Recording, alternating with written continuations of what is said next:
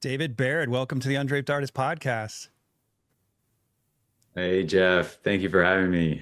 Yeah, it's great, dude. And I just discovered you 2 weeks ago or so, and I can't remember how I found you. I probably was noodling around Lime Academy website or something and saw you on the staff and was like, where the heck, how have I been missing this guy? Dude, your work is seriously amazing. And I mean, you don't have a lot of posts. I think you posted like 60 something times. You might be worse than me at social media. That's almost surely true, but yeah, I haven't posted a lot. I take some down periodically that I posted before, so it's a little bit misleading. But oh yeah, I'm guilty of that too. Yeah, I have a love-hate relationship with social media. It can kind of get in my head a little bit, but no, I appreciate all of that. I'm very flattered and honored to be asked on the podcast. So thanks for having me. So how did you get involved with Lime? They seem to have the corner of the market in that they have no weak links. Everyone there is really high level. Yeah. And I feel like there's not a school. I mean, that's not true. There are some, but there are some ateliers that are run by an individual artist that's really next level and stuff. Yeah. But you got a whole group of people there that are all real high level. Yeah. What do you attribute that to? Well, I mean, Jordan and Maya they've done a great job setting up this environment here, this community that is very attractive in the first place. And I really don't know what I'm doing here. But I feel very lucky and honored to be included. And yeah, I mean, I think it's partly just they're setting up the space. Like originally um, well, Jordan had reached out to me about talking to one of his classes online as during COVID. And, you know, he told me he liked my work. Eventually they asked me to put some work in some exhibitions that they'll have that they host at the school, which is another great thing that they do. There's a gallery space here that they'll bring, you know, work and have these shows. And it's contemporary painters and sometimes you know, like Leonard Anderson had a show here who had just passed away. But they had asked me to put some work in the show and eventually teach a workshop. And I came here and saw the school and was just amazed by it, really. And then, you know, eventually asked me to join the faculty, which also, yeah, like I said, was a shock to me. But yeah, I mean, they're doing everything right. Obviously, like Jordan and Maya are great artists, and you know, they're taking, I guess, like the best of what they felt like their education was, and what they feel like it could be, and they're trying to just make this thing, you know, as stellar as possible, and they're doing a great job. So yeah, they are. Man, yeah. I wish it was around 30 years ago. I would have applied for sure. Yeah, yeah, me too. Man, oh man. Yeah, I'm envious that's of what any I was student thinking. there. I was thinking like I'd love to come study here, and then they're asking me to come teach, and so I was yeah, I mean, I jumped at the opportunity, of course. I was very excited. So. Well, that's got to be one of the nice things about teaching there, though, because even though technically you're not going to be taking classes from your fellow faculty members, you can't help but to learn from them. Absolutely. Yeah. Yeah. That's been another amazing thing. Again, it feels like such a privilege for me to be here. But yeah, it is the case. Like, not just, I think there's something about learning about the shared fundamentals that we're trying to teach to students, but then also the differences in the ways that we each apply it.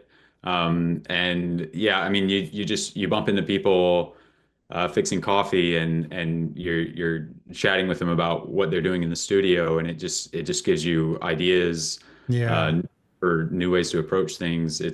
I mean, it's a great community to be in. Yeah. Yeah. The other thing about it, you've sort of addressed this, is that there's no tunnel vision there. I mean, a lot of schools, they sort of have this, I don't know, how do I put it? Like there's only one way of doing things. I mean, I remember talking to an artist who owned a school, and I won't mention his name because I wasn't impressed with what he said, but he believed that his curriculum was the truth, quote, the truth. Right. And there was no other truth in art. And I found that kind of ridiculous, you know. And I look at that faculty, and you look at Alex and Divya, they paint one way, and then Jordan paints a different way, and Amaya paints a different way, and Hollis paints a different way. It's like, and you paint a different way. It's like, what? This is a pretty great combination. Yeah. I mean, I feel the same way. Like I mean, there are a lot of great schools out there. A lot of great things to learn. I like the idea of having kind of like a diverse gene pool of artists, you know, on a faculty, or that kind of like are involved in the school, so that I mean, there are some schools I think there's like an incestuous quality where, you know, you kind of start to imitate like one big personality, and especially if that personality happens to buy into their own greatness, which sounds like kind of what you're describing. Mm-hmm. Then I mean, that to me is, that would just be kind of disastrous. There's something about the open-mindedness here, and you know, the mutual respect among, you know, painters applying things differently, that I mean, I think it lends a certain vitality to the whole program. And so I mean, I think that's a strength of the school. And so yeah, I'm again, to their credit, you know, bringing in the diverse artists for that. But with with that core shared fundamental, of course. Yeah, I was going to point that out. That's the thing, because a lot of diversity, a lot of quote unquote diverse institutions means that you need people slathering their naked bodies in paint and jumping into a wall, or, you know what I mean? It's like, that's, you guys all have a strong, solid academic core, and yet you're applying it in a diverse way. And yeah, that's a very different thing than like a university diversity that you expect to see. Yeah. And I mean, I think the other thing that, you know, I'm also glad to be around is, you know, like painters like Alex and Hollis that, you know, have shows, and, you know, they have a studio practice, and, you know, they're motivated to do that. And I think that's great for the students too, that, you know, it's not just studying with teachers, or a career in a university, professors that may or may not have much of a studio practice. But you know, that's, I know a lot of my teachers that I studied with.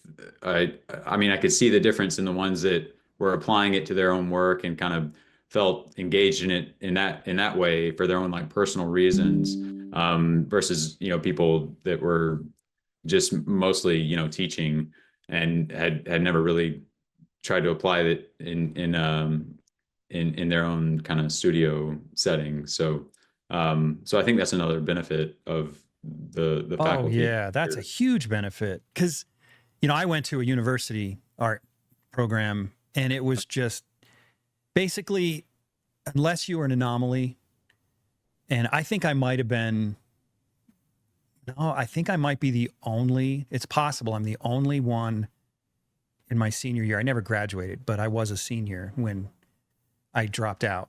So in my senior year, among all those graduates, I think I'm the only one that made a living, and or is making a living. And the others all just went to grad school, became teachers. So what happens is teachers create teachers that create teachers that create teachers that create teachers. But when you have a school like yours, yeah, they're teaching. We all teach, right? But right. You're an artist first. You're a professional artist first. So you're creating professional artists instead of university teachers. Yeah. Yeah. And there's a whole, I mean, you know, this obviously, a whole learning curve, or just, you know, having the conversation with somebody about dealing with a gallery, or like professionally photographing your work, or that sort of thing.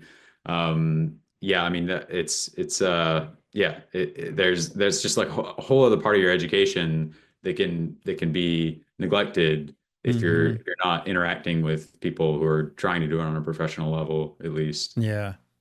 So Yeah. I was looking at your bio. You've been freaking everywhere. I could explain that to me. I think I counted Uh, like I didn't count, but I'm picturing it right now. And the list had to have been like 10 institutions that you'd studied in. yeah. Well, I mean, um, I kind of, I jumped around a lot. You know, because I guess back then too, it was a little bit like I mean, I think we had the internet when I first started studying, but you know, it wasn't as kind of open-ended here, and you didn't necessarily I didn't know what I was doing, so I started out going to Tony Ryder's studio. Kind of one thing led to another. You know, Well, I was that's not a there. good decision for a starting decision right there.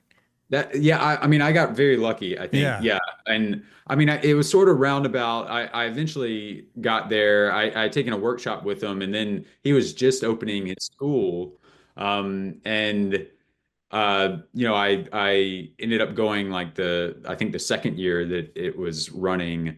But you know, I just that kind of stepping into that world and starting to hear, you know, that there are all these other artists out there that are doing it, and they'll teach like these week-long workshops.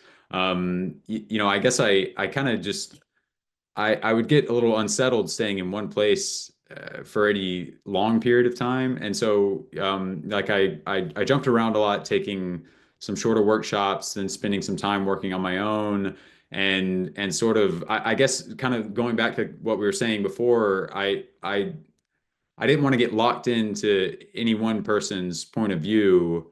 The more this world kind of opened up to me, the more I was just really ferociously hungry to hear from you know, just about anybody that would talk to me about painting.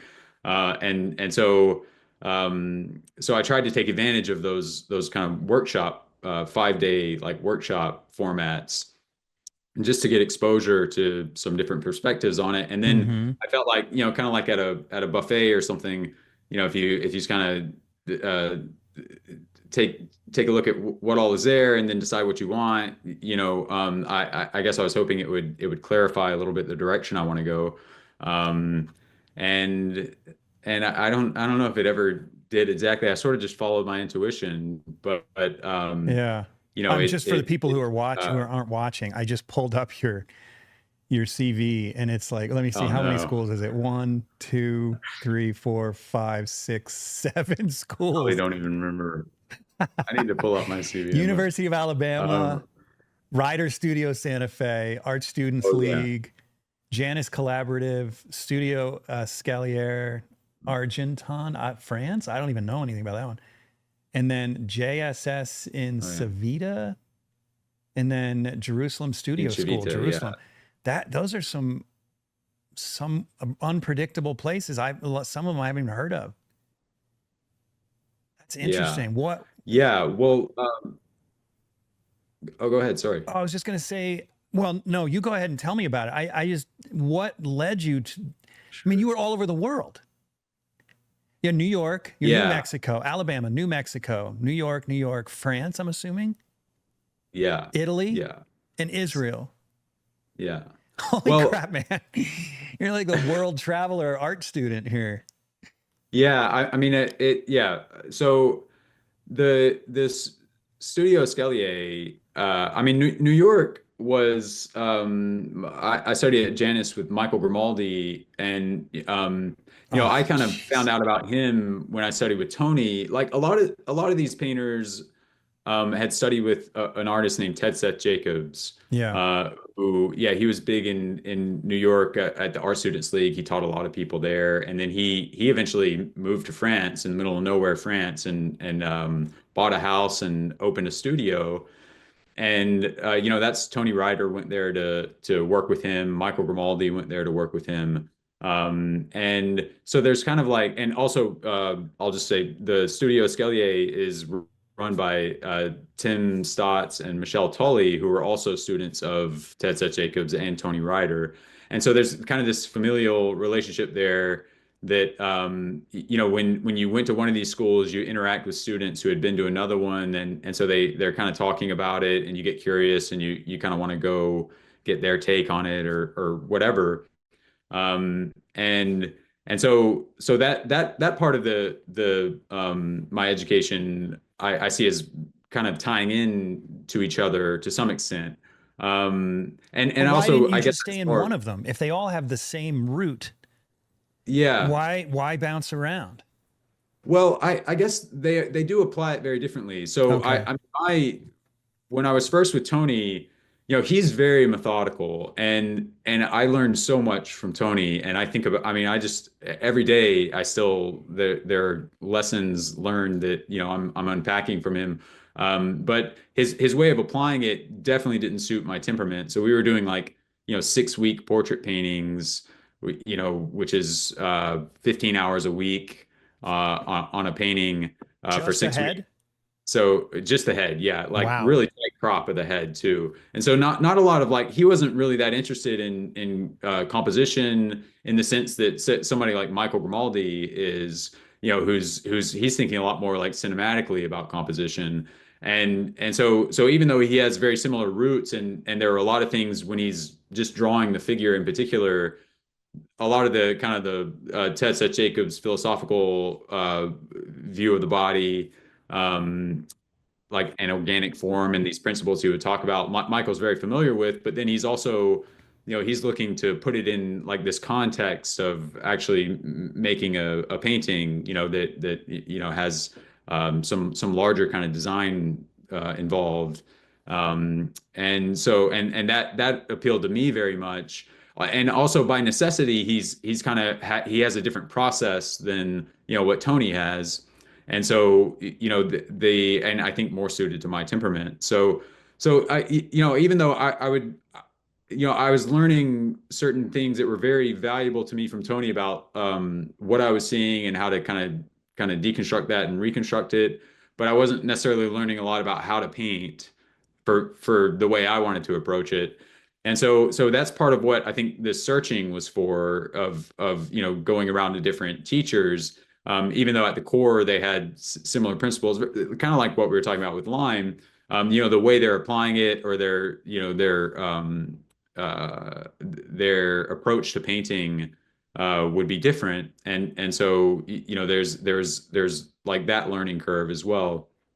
Um, so and then that all I would kind of cluster together as kind of the atelier aspect of my training, which generally like the reason I put it that way is usually the instruction consisted of like having a model out there, and all of us set up around the model, and the teachers would come around and critique at our easel, and they would always be looking at the model, and we'd be talking about why the painting doesn't look like the model.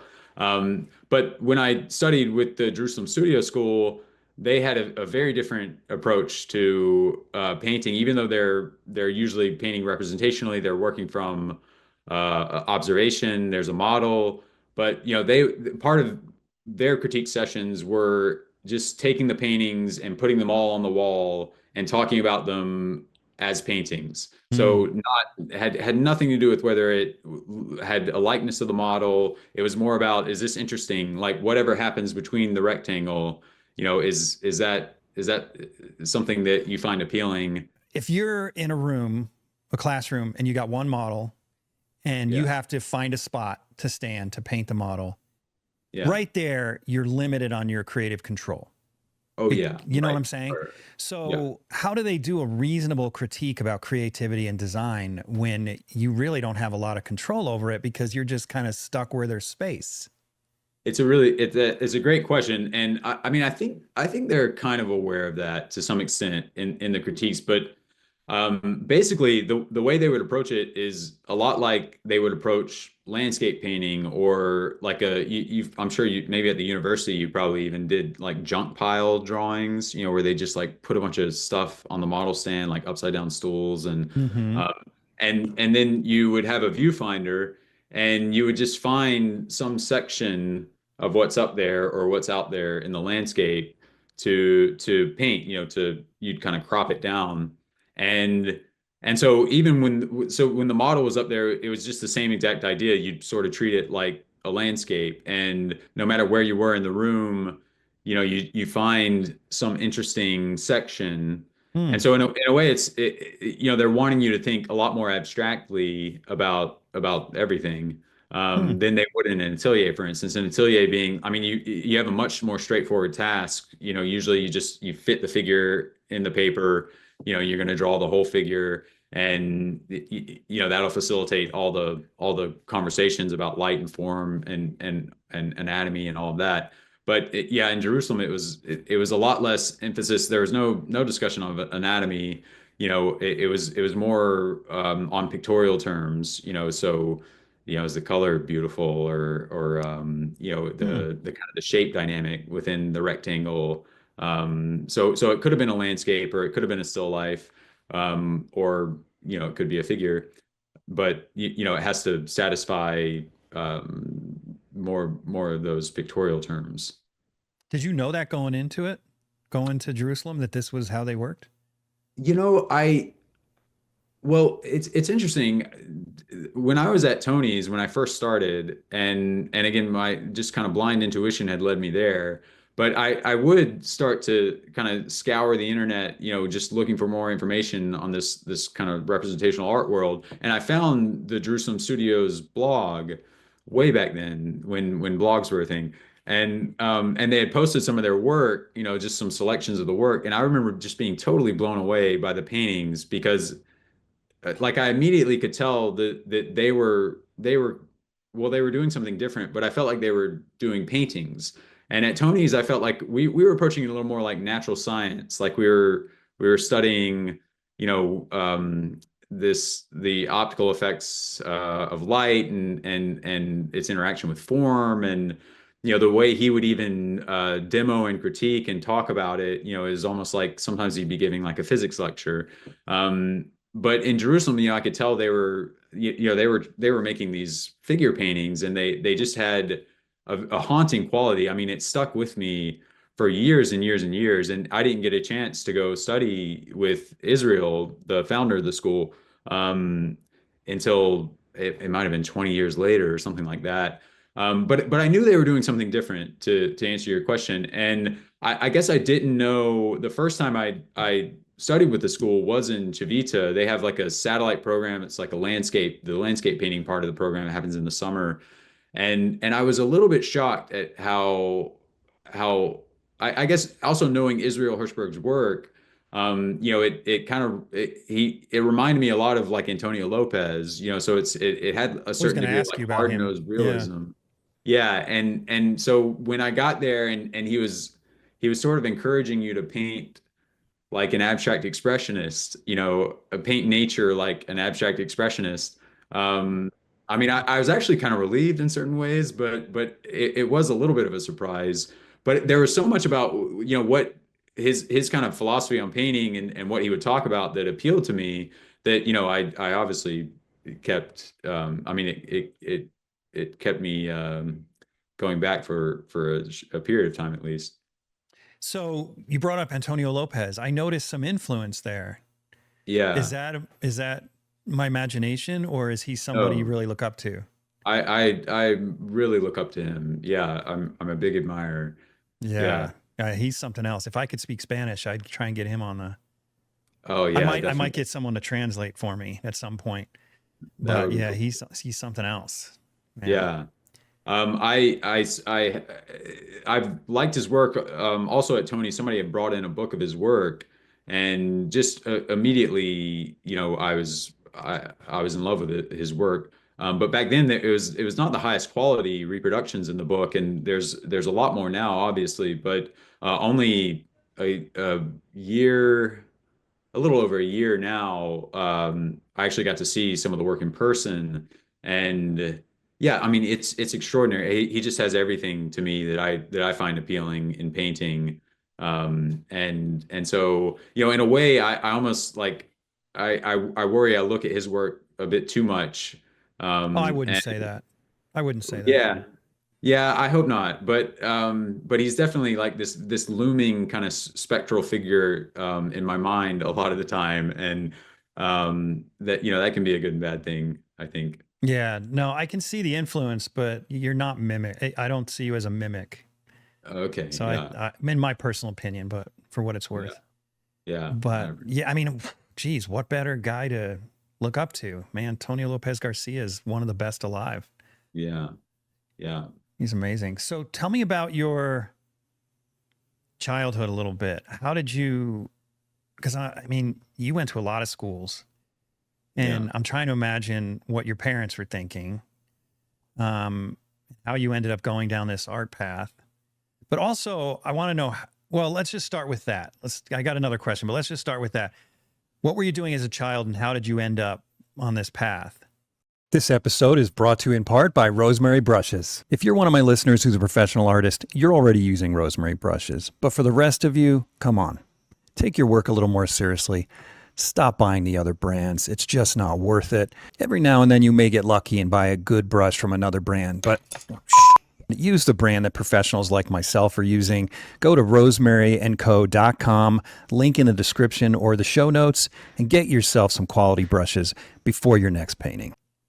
Well, yeah, I grew up drawing all the time. I loved it. It was just something I would do kind of naturally, I guess. And my mom also loved that, and so she was very encouraging, and she would sign my brother and I up for any class that she could.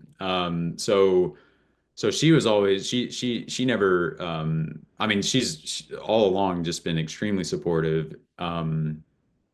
And but like I wasn't exposed a lot to oil painting growing up. I mean, we had like maybe like a Michelangelo coffee table book or something like that. So I sort of I vaguely knew about some of the Renaissance painters probably because of like the Ninja Turtles or whatever.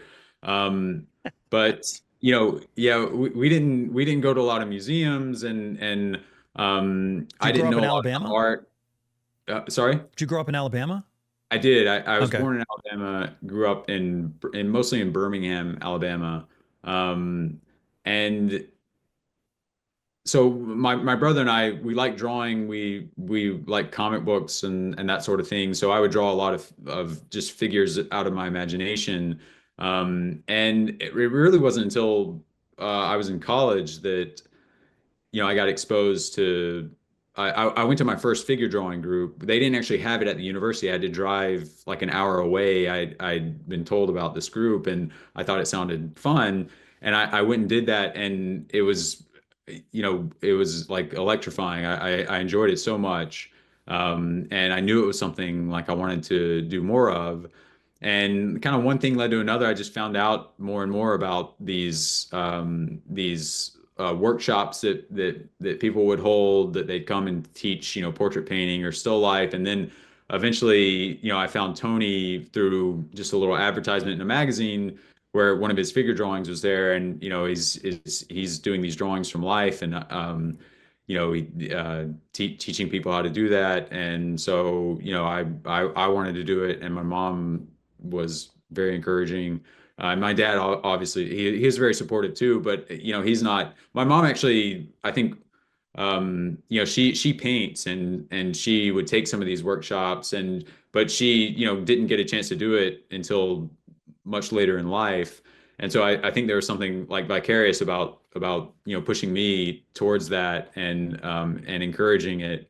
And so she was always like in my corner of the ring if there was ever any debate as to, well, like for instance, I mean, I did go to the University of Alabama for a couple of years, but then dropped out early to go study at Tony's, basically. And wasn't So she concerned about you making a living? um, yeah, I think I guess they seem very optimistic about if I follow something passionately, that it'll work out in the end. Wow. Wonder why some Um, parents have that optimism and others don't. Because yeah. my parents were like, oh, he's screwed. when is he ever going to get his head on straight and get his head out of the clouds and start doing Yeah. something reasonable? I think there may have been moments of doubt like that. For my dad, I don't know. I think they were always, at least they never showed it too much to me. But yeah, I mean that. uh, Yeah, Was there I something they guess. knew that other parents don't know? See, like my parents were just lower middle class. You Yeah, know, we were just getting by. I mean, I had welfare school lunches not half the time, but in my childhood. And like, yeah, so my parents weren't cultured at all. I mean, they're incredibly intelligent people, but they weren't cultured. So yeah, they didn't know that this was a viable option. So it was just yeah. ignorance in my parents' case. Did your parents know something that mine might not have known? No, I mean, I think with my mom's exposure to taking some classes and meeting some artists that they actually there was a woman in Tuscaloosa, Alabama, who would invite a lot of these artists here. I remember I think Dan Thompson went down there once, and like there were professional painters that would come and teach some of these Oh, so workshops. she knew they Uh, existed. she knew they existed. She Oh, knew that's a they big made a deal. living teaching. She knew they could make a living in a gallery. And so she knew it was possible. And I'm sure she had faith in me that for whatever reason, I mean that's but I mean I'm sure she thought, I could do it. I could make it. And I think it was always acknowledged that it would be hard work and probably like a hard life. Like you're never going to be, or I mean I don't ever expect to be extraordinarily wealthy doing this. But it's the sort of thing that you wake up every day and you're excited to do it, and there's I mean that's a kind of wealth too. Mm-hmm. And then most people aren't extraordinarily wealthy. Doesn't matter what you do. Right, right, You know what I mean? exactly. So you might as well enjoy your life. Yeah, Well, yeah, that's got to be the key difference. My parents, they had no idea that artists right, existed, yeah. much less made a living. To them, an artist was um, like Michelangelo. Picasso was the last artist that ever lived. Yeah, right. You know, and I might be Right. exaggerating a little bit, Or but Van Gogh, yeah, they know the starving artist trope too. exactly. Yeah, hence the concern for your Right, future. right. But most people I interview, that's the case. That's their parents are sort of ignorant of the potential. Right. So that's great that you had that support. Okay, so once you got so your last school would have been Jerusalem Studio School, Jerusalem, Yeah. and the founder's name is Israel, which is Israel. interesting. Yeah, I thought that's where it was, but well, it Oh, is it where it is. is. It is Well, where it is. It's it is. Jerusalem, Yeah. but it's also the Yeah. founder's name. Okay, so once you got out of there, what was next?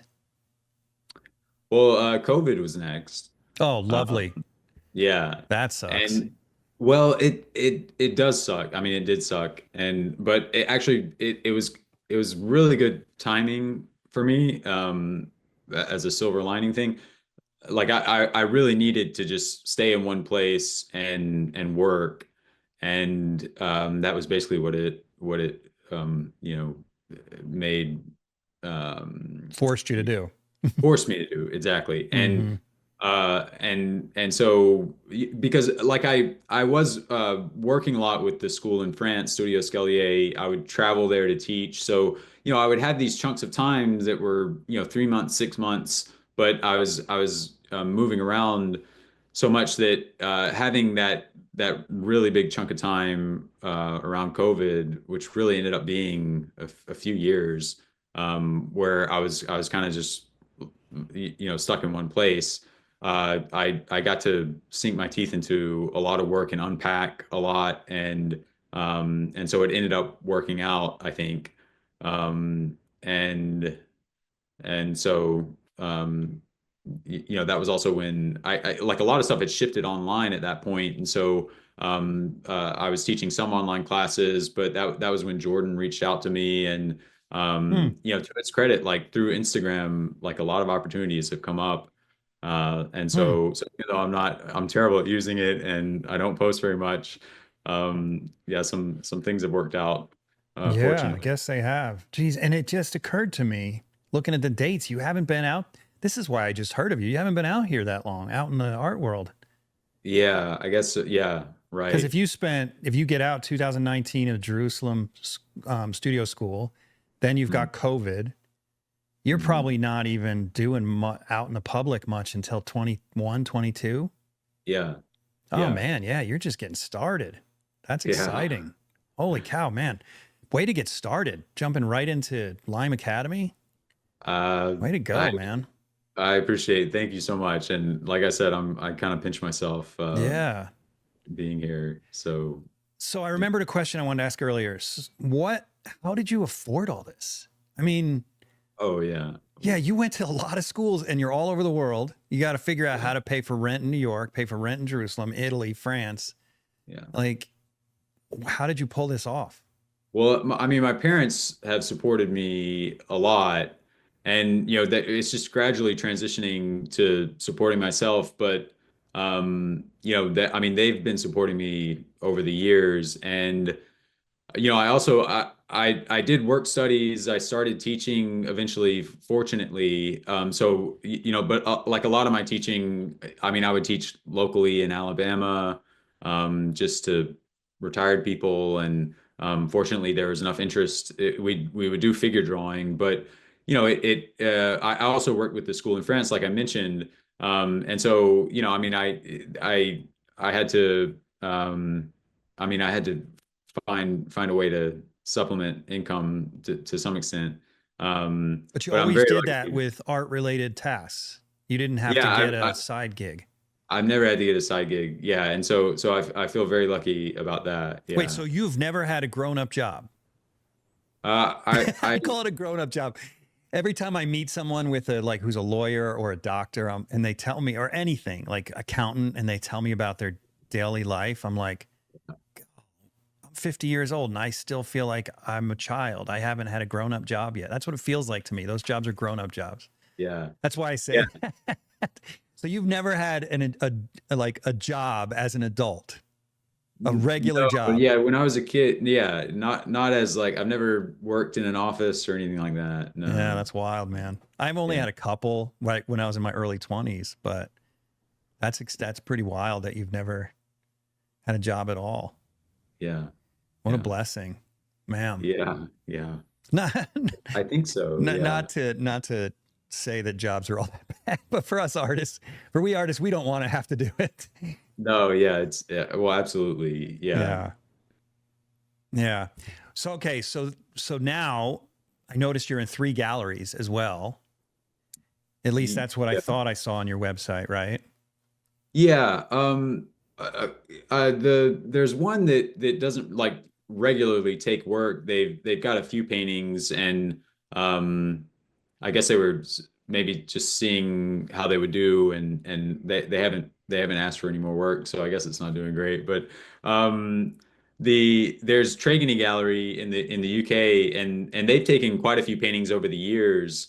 And they've been great to work with, but usually they're overseas, and I'll send them kind of smaller works. There's a gallery here that recently I started working with, like just the past year or year and a half, the Stephen Francis Gallery, and he's done They're really, in really Connecticut? well. They're in Virginia.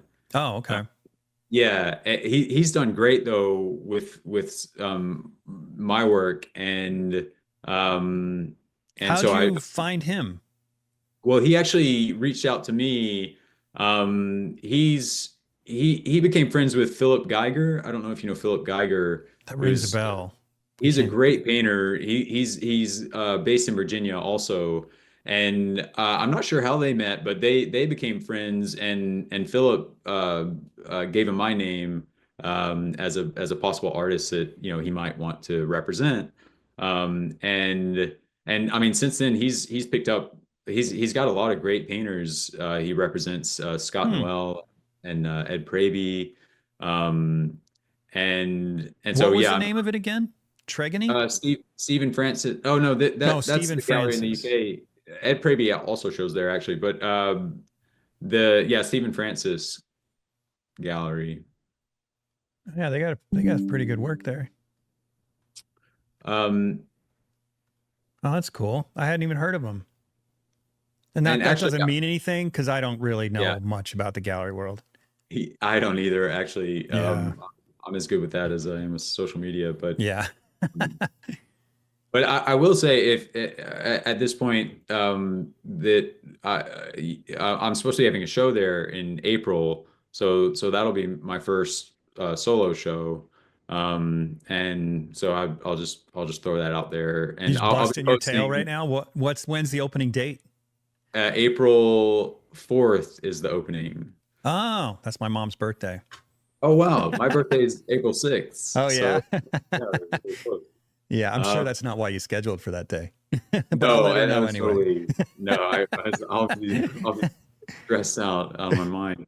Um, So man, are you but just busting your tail right now? Solo shows, yeah, I don't like painting for them. yeah, I think I've only had one and I did not like it. I mean, it was yeah. too stressful. Really, It was so stressful. it is stressful. I've been. I mean, I paint kind of compulsively. I mean, I love painting, of course. So you know, I kind of have a body of work built up, fortunately, and so it hasn't been as stressful as it could have been. But you know, it is right now. It kind of we're trying to bring everything together right now, and so um so that's definitely been that's been a challenge. Well, Yeah. you know what? Come to think of it, I think the reason it was so stressful for me is because I didn't have any other income. Hmm. So at the time, I remember just feeling like, geez, I'm not going to get paid for a year and a Yeah. half. Yeah. And Yeah. then if nothing sells, I'm screwed. You Yeah. know, I remember feeling that way at the time. That was what was really stressful. But you're kind of in a Yeah. good situation because you've at least got something at Lime Academy, just a cushion.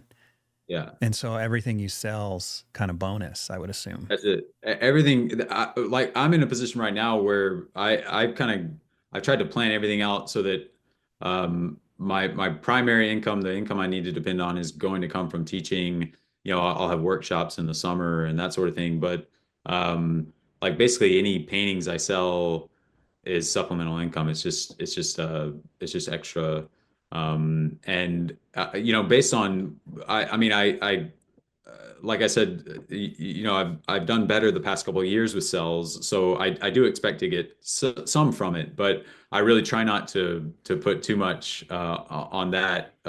Like so, it does kind of just mentally, it's a big relief, you know, Mm-hmm. because I could totally see what you're saying. Like that would be that would make things even more difficult. Well, I Yeah, it mean, was pretty stressful. They did sell, thank goodness. oh, that's, But I yeah, remember living in constant fear for that year and yeah. a half. Like, oh my gosh, what if it doesn't work out?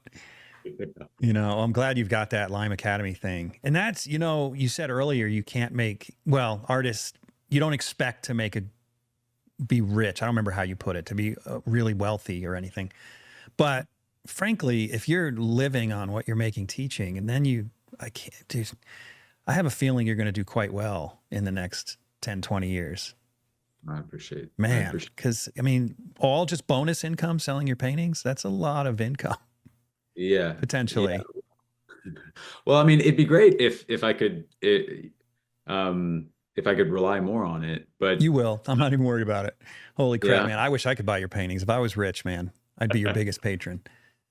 But I appreciate geez. Although we got to talk after. Maybe you've got like a postage stamp size painting you could sell me or something. I'm sure I've got something. That's my collection. I've got a bunch of paintings in my house, but none of them, well, that's not true. I've got a few big ones, but most of them are like 8 by 10, 12 by Yeah, 16 max. yeah. Yeah, I'm a poor collector. Those are some of the nice ones, though. I mean, They are. Oh, I yeah, love my art collection, but you know, I walk into some of my collectors' homes and they've got friggin' right, massive art from dead artists that cost them, yeah, you know, $100,000, $200,000. I'm like, yeah, that's kind of out of my league, yeah, but it's fun to collect small stuff too. yeah, definitely. So, well, let's go ahead and look at your work. I'm a little off here because I pulled up that gallery. Let me get back to your Instagram. So what would be better for me to look at your Instagram or look at your website? I mean, I actually don't really know. Okay, well, let's start with your Instagram. Yeah, okay. All right. So here's that. All right. So I've got lots of questions. First of all, you have an X, or not an X, but like a cross, a plus sign in the middle of almost all of your paintings, I've noticed. Oh yeah, okay, yeah. Yeah, tell me about that. Is that a Well, compositional thing or what? yeah, if it's the one right in the middle, so usually that's just Maybe to not find all the your center. paintings, but like a lot of them. Wait, where? Maybe Yeah, I. no, no, no, pretty much all of them. I mean, so that it's mainly to the Yeah, there it center of is. the painting, basically. So it's right Okay. in the middle of the canvas, and I just think it's interesting to keep track of where the center is, and then the way you're dividing up the space or placing things around that, either the horizontal or vertical axis, in the center. But then Okay. there are other lines that I'll use as like a kind of a plumb line or just a way of keeping track of alignments in the picture plane, but also with what I'm seeing, So Hmm. I use a lot. I kind of think a lot about just projecting a grid, um, when I'm working Wait, from on. what do you mean by that? I think a lot about projecting a grid. I'm not sure I follow. Yeah, well, like I mean, so a plumb line, if you're like here, if we're drawing a figure, a lot of times you'll the students will have a plumb line. They'll line it up with the pit of the neck, and they'll see, well, that lines up with the ankle at the bottom of the foot, or if you're trying to draw something that's foreshortened, and I try to look at what the knee lines up with just on a Oh, okay. Gotcha. vertical. And so I also, I'll project like a horizontal plumb line. So looking at what lines up with something, So these are just drawing to proportional devices that yeah, you're yeah, using. yeah, just Okay.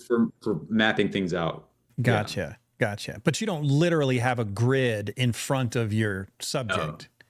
No, I've played around with actually, pinning plumb lines in the studio, just so I'll have it. It's something that reading about more about Antonio Lopez, for Yeah, because he instance. did. He would pull off Yeah.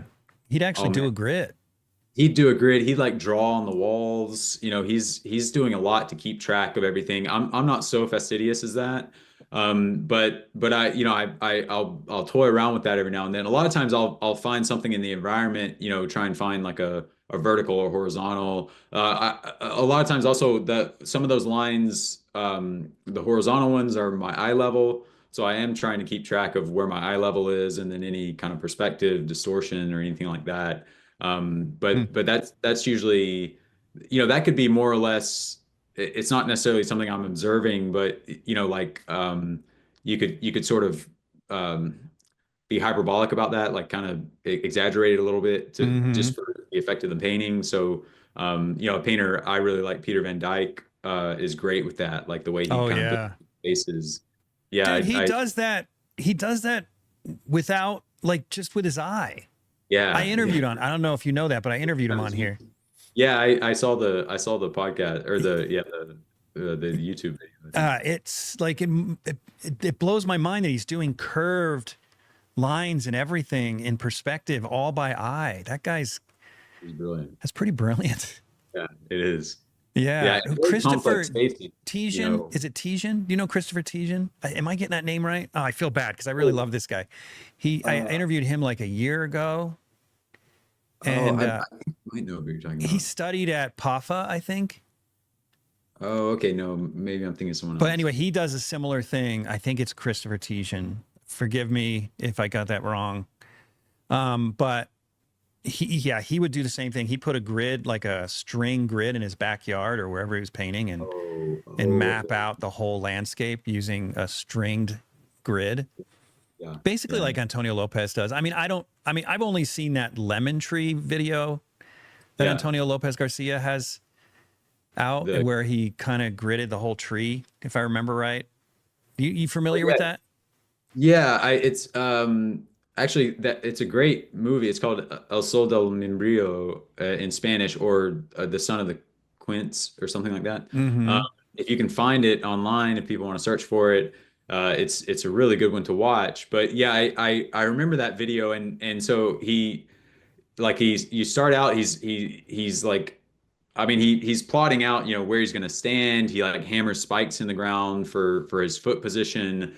And then, you see him at one point, he's like squirting all this white paint on the wall behind the quince tree. And basically what he's doing is he's lining that up with his eye level, if I understand correctly, so that he can, he'll just have this vertical in rather horizontal in his field of view, so that as he's taking measurements, and he has a very specific way he'll take measurements that he can measure off of that any one direction. And then he also has a plumb line in front of him that he'll measure off of too.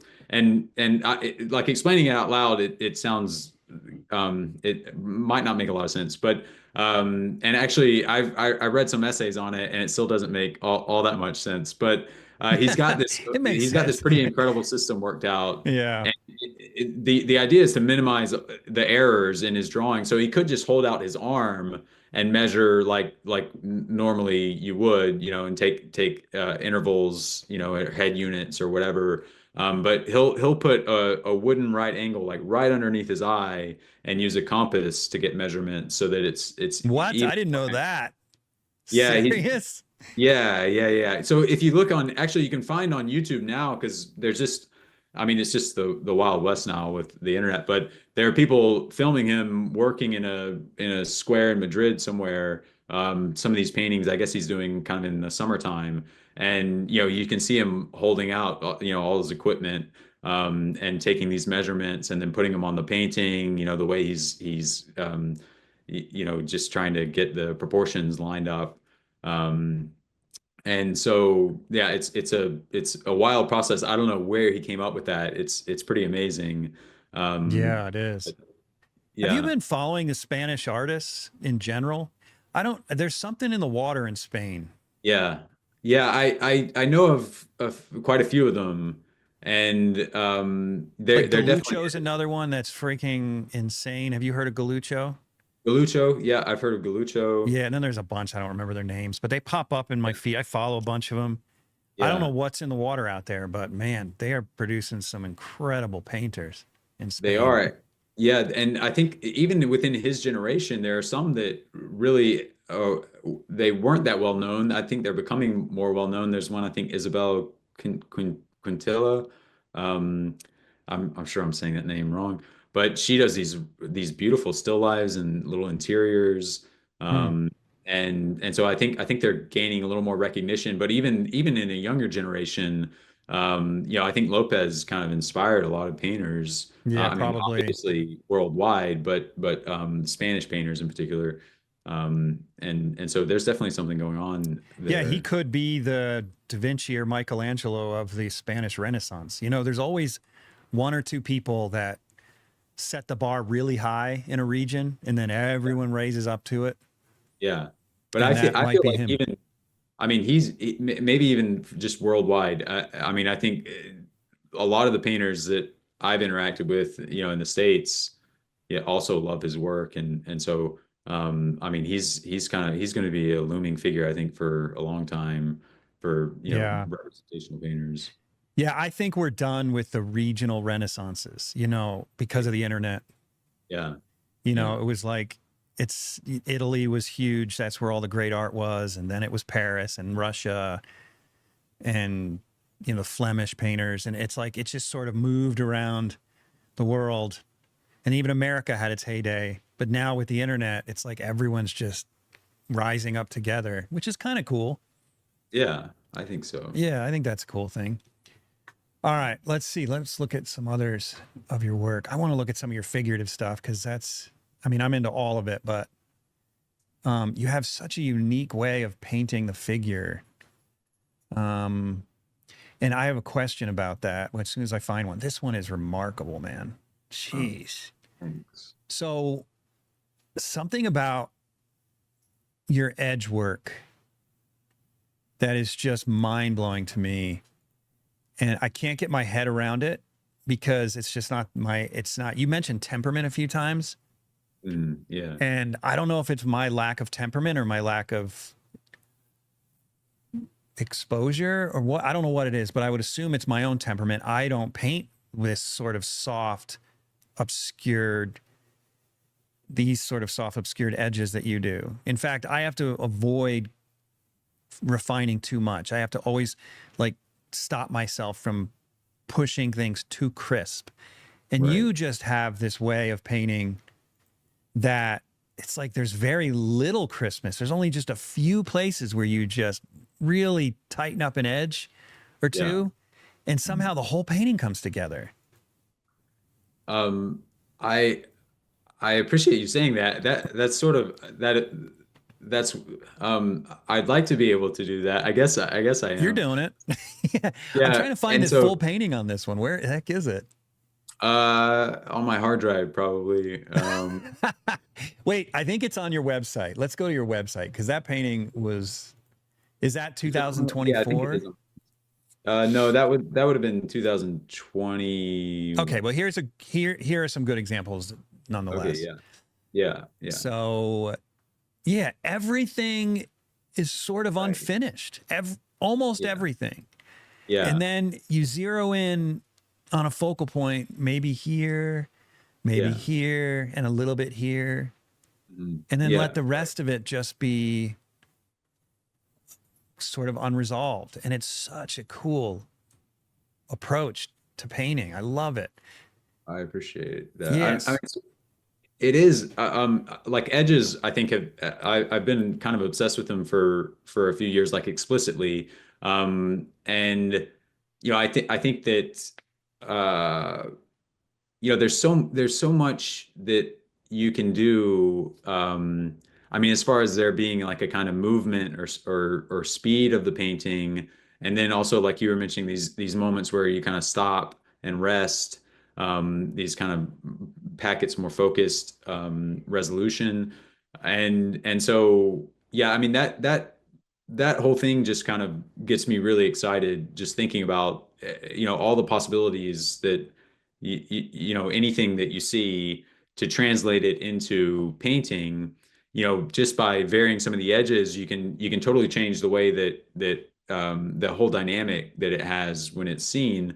And so I mean I think in simplest terms, just edge hierarchy, um, but also I mean yeah, the way your eye can get moved around, like with the cushion she's laying on, that arc from her arm to the flowers, something like I mean, as simple as that. I don't think it's too complicated. One of the things I love about edge is that and this is something that the way Israel would kind of talk about painting, very simple terms. It's basically you just have one shape of color next to another shape of color, and then the edge in between. If it's a hard edge, or a soft edge, that can have a very different effect.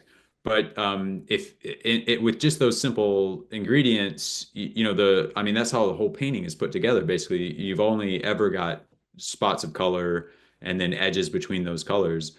And so, in the academic world, if it's a soft edge, maybe that's a form turning, but if it's a hard edge, it's the contour.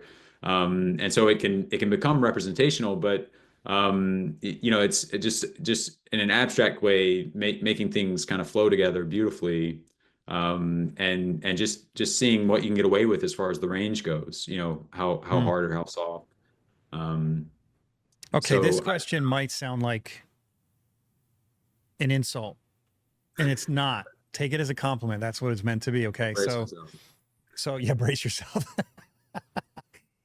So, and no, seriously, and because I have so much respect for you, but it's borderline envy at this point. But I'm looking at this painting, and I have in the corner of my eye, which you can't see right now, the painting that I'm working on. Mm, And there have been times when I'm laying in a painting where certain elements of your painting are in my paintings. Like yeah, where like a roughed in figure, it might look similar to this, maybe not exactly the same because we're different people, right? But this right. similar sort of unfinished quality. Yeah, And to me, it's not finished. To yeah, you, right. it is finished. Well, But when I look at your paintings, it's finished. When I look at my paintings, it's not. Why? How do you get to that mental place where you can say to yourself, a painting that is unfinished to many feels finished to me? yeah. So that's a great question, and I swear I don't. I don't know. And also the thing is, I was even going to say this when you pulled this painting up, is it to me this painting kind of is unfinished. I think all my paintings are unfinished. But you But like what posted you're it. describing, yeah, but I think that part of what I like about painting when I'm looking at it, and this is just I guess being a painter, is when you see evidence of its construction or Yeah. the process. And so I kind of like leaving aspects of that, in my own work. I find it very appealing. But yeah, I guess some of it is like I started to notice that exactly what you're describing about well, when I would be working on a painting, I mean, especially if I'm working on it and I keep working on it and I work really, really hard on it and it just gets worse. And it's like it was way better when I had just laid it in. It was really simple. It had a kind of like immediacy to it. And why not just leave it that way? If it worked out the first time, like there's no reason to overdo it if you feel like it's doing what you need it to do within the painting. And Oh, there's that's something I interesting. think it's very interesting here too, though, in the environment of like in any kind of school environment, that kind of the idea is that you want to learn as much as you can. And so you want to describe things and show that you understand, the way that the ankle and the foot fit together. And so, and you get really, really good at describing things, but that's not always what's best for the painting. Sometimes the simpler, just leaving it as a simple shape is much more effective in the overall scheme of the painting. And so kind of learning when to like keep your mouth shut and not say too much is actually I mean that's I mean I struggle with that with every painting. So a lot of times I overpaint things, and like I said, the realization later on is it just worked much better as a simpler shape. So I've gotten to a point where I'll go back and resimplify certain things as well, so it's not just like I left it as the first lay in. Hmm. But there's I think that's something that really appeals to me, and it's part of the less is more kind of mentality. It's kind of trying to go for like an essential quality, and again, like not overdoing it, not which I have a tendency to do when I'm speaking about it, as you can see, but I'm trying not to do it as You're a doing painter. great. So anyway, maybe Yeah, that. it does. Is it fair to say that you've had to go too far at least a few Oh, times to know where yeah. to stop? Is it just me or the rest of you guys also get weirdly excited when you order new paint? Because I don't know about you, but when I get paint in the mail, it feels like Santa just dropped my Christmas presents off at my doorstep. With Vasari Paint, my paint of choice and the podcast sponsor, it's even more exciting. And let me show you why. Because when Vasari shows up, it comes in this incredible box where each tube lays in this little compartment perfectly formed around the tube in this nice soft foam. And it's surrounded by velvet, red velvet. Now you got to ask yourself, if a paint comes so carefully protected and surrounded by red velvet, you got to wonder if this paint is worthy of royalty. It is. Vasari is.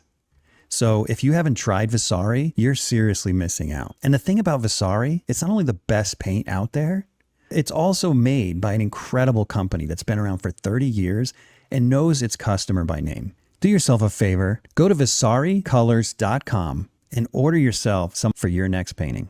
Well, that was always kind of my idea, I guess. Again, this is all just part of the intuition I had as a student.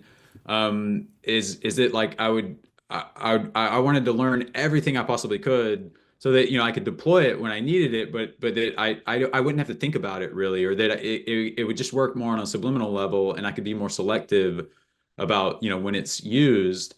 And so I think the idea, the more I went down kind of the atelier path, was to learn as much as I possibly, to push it as far as I could, and then then I would rein it in, or I mean, when you need it, if I wanted to Yeah, you render have that it. You here. have it in her face. You have it in the flower. Yeah. Right. And so you want to be able to use it. Yeah. You want to have that tool when you need it. Yeah. But then, the rest of it has to frame it, and make it all worthwhile or not worthwhile, but it has to it's part of that setting up a context for those moments to pay off, and you might be surprised too if you saw it up close, how those, it's I try not to make anything too like overwrought. I want it to Yeah, have I can see that even. I mean, because I have a huge monitor next to me. You see a small yeah, thing. I've got a huge monitor. Even the face and the flower aren't that tight. yeah, They're still right, pretty loose. yeah, But yet, compared to the whole painting, those are clearly the focal points yeah, where you yeah, really zeroed in. So I have this philosophy in teaching where I tell, because every now and then a student will say, Jeff, how far do I have to push this? I really like such and such style art, or I like so and so's art, and I like this loose quality, but they don't know how to paint yet. And I right, always say, no, no, no, I get it. If that's what you end up doing, that's great. But for now, finish it, because you right, have to know how to finish it yeah, so that you can reject it. Like if you don't right, right, know how to get there, there's nothing to reject. You're eliminating your choices. yeah. Right? Is that a fair philosophy? Or is that a reasonable philosophy? I think so. I mean, I think, well, I think so.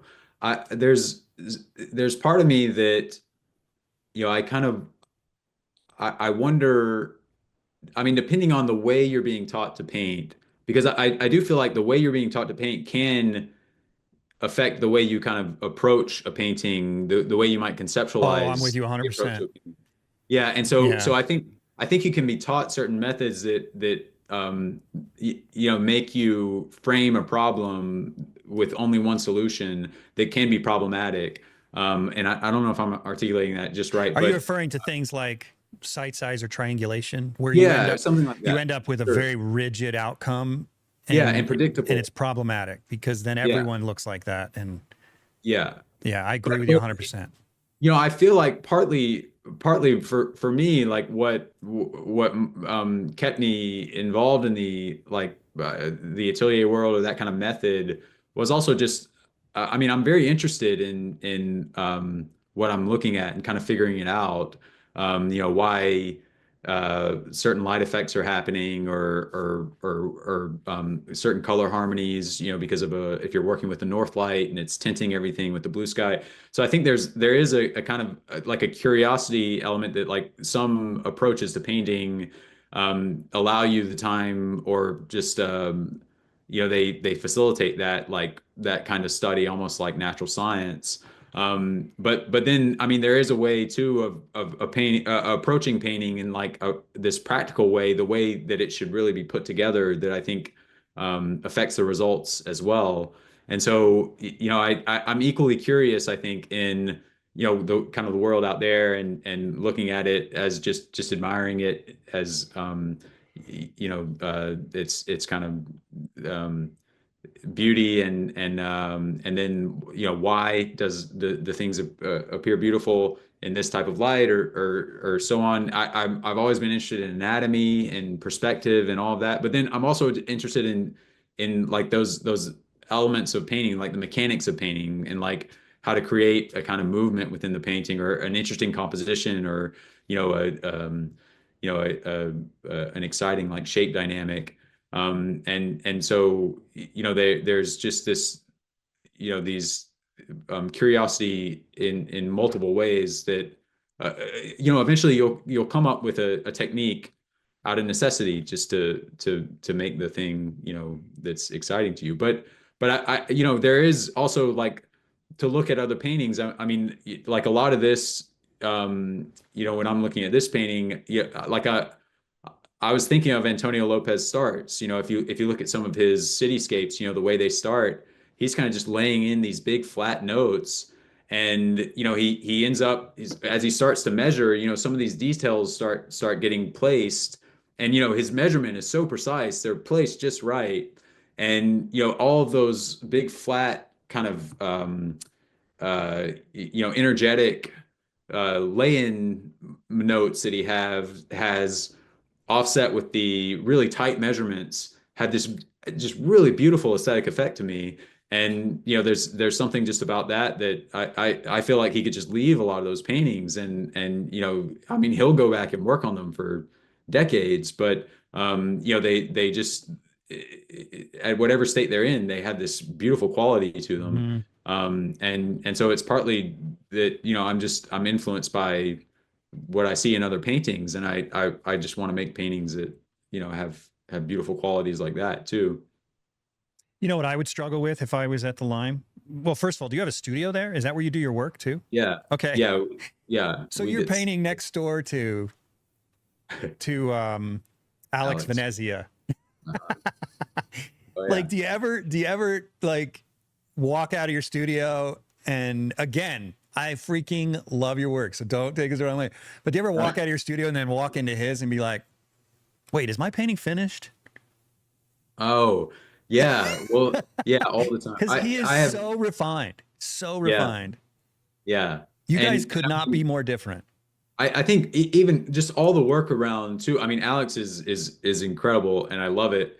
But he keeps it kind of, he's got his studio space, and so it's not always out, to further my insecurities, fortunately. But when you walk around the school, they've bought, student work and instructor work, and then they have, academic drawings all over the place. And so I mean, I have plenty of insecurities about leaving the work. And I do kind of wonder, I mean, coming here, I did wonder, if that's going to start to kind of just affect me subliminally, like, the way that I kind of evaluate like a finish in painting. And it may have, and it may still, but I mean, I Hmm. feel like that, I uh, I'll be able to rein it in if it goes too far one way or another. I hope. Yeah. Uh, but Well, it's one of those yeah, I have a things. lot of fun. It's one of those things where, like in this podcast, Mhm. I get to talk to great artists like you every week, and it's helped me to grow a lot as an artist. I've picked up little things here and there that have definitely improved my work, Yeah. and but I find that I have to strike a balance where because you two things can happen when you are exposed to great artists. You can resist the influence to a toxic degree where you're like, no, this is what I do. I don't care what they're doing right. I have to hang on to what I do. Yeah. Or you can come at it completely opposite where you're sort of too insecure and you're like, oh gosh, they just totally invalidated who I am. I have to completely reinvent myself. And I don't Right. think either are good, right? It's kind of hard. Sometimes it can be challenging to know where you should accept influence and where you should reject it. Yeah. And I would imagine an environment that you're in, it would be quite a tightrope to walk on because all of you are so different. It's like, Yeah. where do you accept their influence and where do you reject it? And I don't even know, that's a rhetorical question. I don't even know that anyone could have an answer to that. But if you do have some thoughts, sure, of course, comment. Yeah. Well, I mean, I don't think I wouldn't have a definitive answer, and I think it's like, Um, well, again, there are the things that may be happening subconsciously, even, the effect that Right. it might have, and then the things that I'm actually aware of. Um, but I I guess part of me, I consider myself an impressionable person, and so I do think the environment I'm in can have an effect on the work, and I think that'd be true for anybody. But I think it's even more for me. Like I was thinking about that before coming here, but more and more, like I kind of like I'll kind of compulsively save paintings, or look at paintings all the time. I love painting. So I get a lot of pleasure and enjoyment looking at paintings, but I have some, I know I have some like influences like Lopez Garcia, or even in the past painters, that, I kind of I keep close to me in the studio, that, I have like little postcards or whatever, your wall of inspiration, that, I think I think they just override for me a lot of other things. And I like to try new things out all the time. I think it's exciting, you know, in the studio, you know, process wise or even materials wise. And sometimes that ends up, you know, like working out, like it ends up, I think, enhancing the work. But that evaluation of whether I think it made it better, what I'm the direction I'm going or what I'm trying to do, you know, whether it contributes to that or doesn't, I guess it just comes from you know, having inspirations, you know, and things like that that just make me like, what is the reason I want to make a painting, like a figure painting today, you know, and what are the best qualities of the work that I've seen that, you know, just left this impression on me and inspired me. And you know, that's what I want to get into my paintings. So, you know, I'll pick the still life elements and the, you know, hire the model that, you know, is has those qualities that, you know, that I find so appealing, you know, when I look at paintings. And definitely like all the teachers here have those qualities. And so so I guess it's just it's trying to focus on, you know, what's going to make it the best work it can possibly be. Um, and and you know, sometimes I mean, I'm sure there are things I'll try that maybe kind of detract me from the path a little bit. I don't know. I don't think that's happened yet, but it may take years for me to realize that that's happened. But I don't think it is so far. Yeah.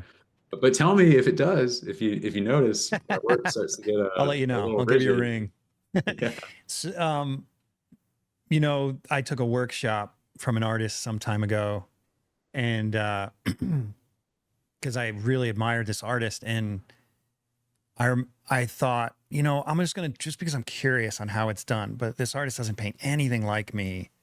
And so when I got done with the workshop, I found it a complete waste of time. Not because they weren't extraordinary. They were extraordinary. They are Yeah. extraordinary. Yeah.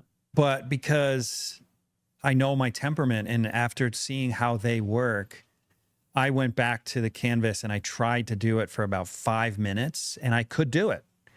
I'm actually there's a certain type of artist that naturally can mimic. I feel like I could mimic almost anybody. Yeah. You know, I was that way in school. If I wanted to paint like a teacher, the students couldn't tell the difference between my work and the teacher. Yeah. So I know I could mimic this guy. Yeah. But as I was doing it, it felt like not natural decisions. Yeah. You know, it felt like I was forcing it. They weren't natural. And Right. and again, you've mentioned temperament so many times. And to me, it feels like sometimes you just, even though your neighbor or the person that you took a workshop from or the person you're podcasting with might even be a better painter than you kind of have to just stay true to the little voice in your head that says, nope, that's not the way I like the brush mark to be. Right. Right. Right. Is that your And experience as well? I think so. I mean, I think there's a lot in there that it makes me think of a lot of things, but I mean, I think that's true. I do also feel like I mean, when I studied with Tony, it was a huge challenge for me to kind of shift gears and stay in that mindset or that to be able to focus, you know, on something. I feel like his temperament kind of stretched me in a direction that I don't think I could have gone without, you know, Yeah, but without I'm working talking with it. about as a professional though. As a Yeah, student, you're supposed to be stretched. yeah, right. But once you get into your stage where you're no longer a student and now you're making art, Yeah, I mean, you're supposed to be stretched always, but it's yeah. don't you feel like it's a little bit different once you're professional and now you have to listen to your voice in your own head? I think And so. I think so. Yeah, and I mean I think that um but you know, I don't really know. It's a fuzzy line for me it is kind of, huh? where I stopped being a student and started being a professional, and so you know, I guess I still don't even really feel like, and actually, I mean, I don't mind the mentality of just always being a student. I mean, when I'm um, you know, when I'm critiquing in class, like I like the dynamic a lot more when it feels like we're kind of working on the painting together. And I always like that about some of my teachers too. Like I felt that with Michael Grimaldi, for instance. Um, it didn't feel like he wasn't like, there wasn't a hierarchy there. It was like you were both kind of meeting together and looking at this thing, and you had interests you could bring up. I always felt very comfortable talking to him. And that curiosity and kind of being in the learning mindset all the time. But I know what you mean. Like there has to be a filter there, as so like there are certain things that you are about, in your work.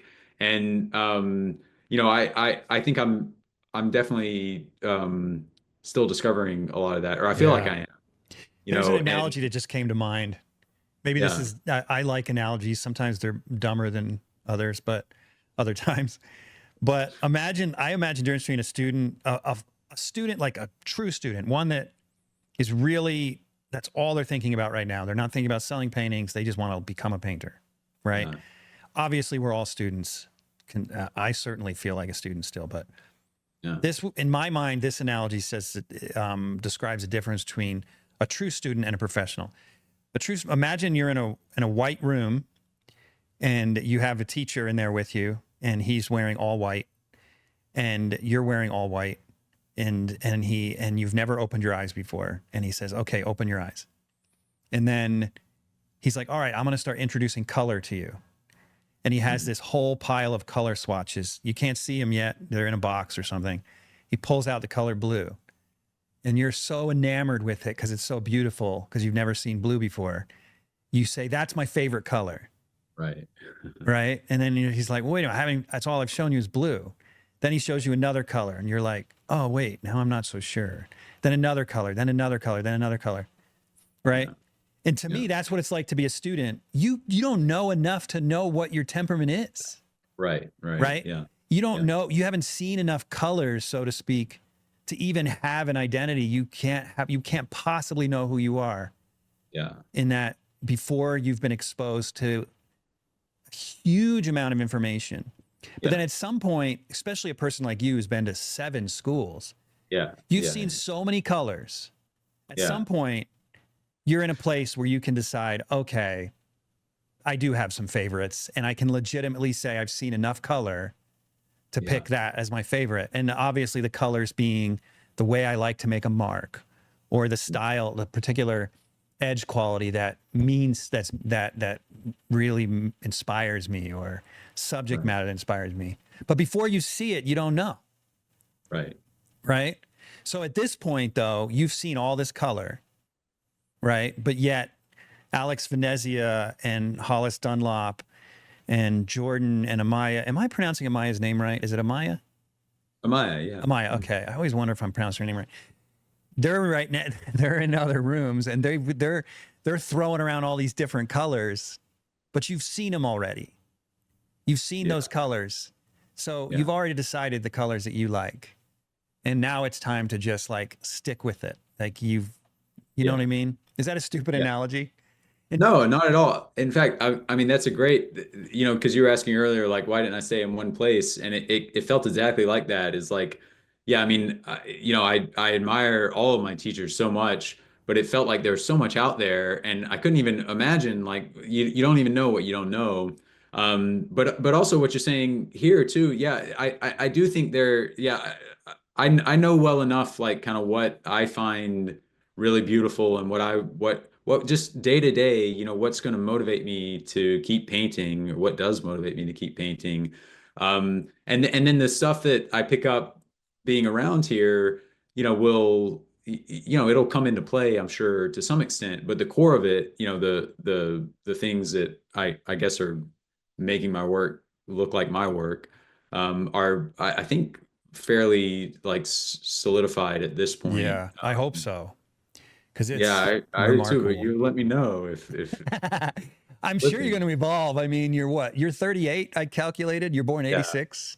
yeah, Yeah, yeah, you still got a long way, but to evolve. But I do. I'm 50, and I hopefully still have yeah, another 50 years. I doubt it, but hopefully. yeah. All right, here's another one. A great example of What what is we the word? talked about, man. This one's actually more refined than the last one, Yeah, but it's still yeah, got that quality to it. Is this actual tape still stuck to the painting? yeah. So this is actually, I should take this maybe off my website. This is Why? experiment. Hmm. Well, it's a canvas. I started a 30 by 30 canvas, and originally there was a different figure there, and I worked on top of it with a type of paper. It's like a translucent like mylar, frosted mylar vellum. They call it also You painted type of directly on the paper. vellum?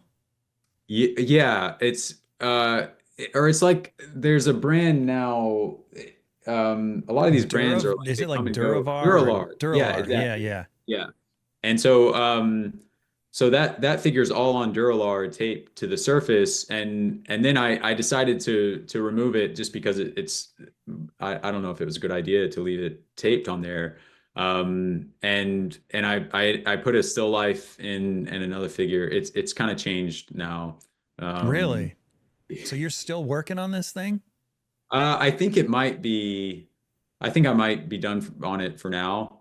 But it was an ongoing. It went on for quite a while. I mean, like I said, there was a figure underneath that that was seated and positioned differently, and so it's been through a few different iterations Wait, so let me here. get this straight. So you had a painting on a panel or something, Uh, Stretched linen. stretch Yeah. linen, and then you wanted to cover part of it up. So you took a piece of Duralar and you taped it and then painted on top of that. Yeah, and then I Why kind didn't you of just paint right over what you had? well, I didn't know if I wanted to change it at first. I had Oh, mixed feelings about the figure underneath, and so I wanted to try a new figure out. And it kind of ended up getting like I sort of collaged more pieces on top of it. So like the hands, if you were to zoom in closer, if I you know can zoom I in. painted them multiple times. Whoops. Hold on, I got to back up here. I don't think I can. I don't think I can zoom in. Oh, okay. Yeah, maybe if I do it up Not the here. highest resolution image. Oh no, it just gets the background zoomed. Yeah, Yeah. it's all right. But you'll see there, I mean, there's more tape and sheets that have been Yeah, kind of tape down here cut out, too. collaged. Yeah, So right. this is And like so old school Photoshop right here. sort of, yeah, but I mean, also like you see in if you look at Lopez paintings, he'll like collage photos into his paintings all the time, Hmm. and I think he may have them there as like anchor points, like what would happen if this were a high resolution, so that he can kind of work up the whole thing. But sometimes, I mean, he'll leave them in the exhibition I went to see. You'll see he's got photos taped to his paintings still. In the exhibition? Yeah, oh yeah. Like there's a painting of Really? his wife and daughter at the dinner table, and in the foreground there's like a chunk of meat that looks like I don't know if Yeah, he I know cut that a painting. magazine or something like that, but it's just taped right on to the painting. No way. Are you Yeah. serious? There's an apple like close to it as well that he's painted over it a little bit, but it's like a photo that he's just taped in What? there. What? That I don't know how artists have the guts for that kind of stuff. I know. I know. Well, you But too, man. You're kind of doing it too. But well, it's I sort of went through a little bit of a phase just excited about that and experimenting with it, but I had mixed feelings about it because I don't know if it's a good idea to do. I mean, I don't know how I'd feel if somebody wanted to buy this. I mean, I'd make it clear to them that it's like you need to frame it under glass or something. could you Um, pull it? Now, maybe this is too technical, but could you take the Duralar back off and then yeah. somehow glue it down? Well, I don't know about that because there's already oil on there, so I'm not sure what I would use as a glue. But I mean, basically, at this point, I did take that off, and when I painted into it, I'm actually painting on the canvas now. So I mean, it's really a completely different painting. Oh, it is. Okay. Yeah, but I still have that figure right now just mounted on a piece of foam core, and so I'm actually thinking of just continuing to paint on the Duralar, and collaging it with the figure. So you So took off her torso, put it on yeah, another panel. yeah, like basically the whole figure, the torso, the stool, just part of the stool. The peaches were in the painting already. So that's Oh, still I in the, saw a seam right here, but you're saying you pulled off this entire section. yeah, yeah, yeah. I can Okay.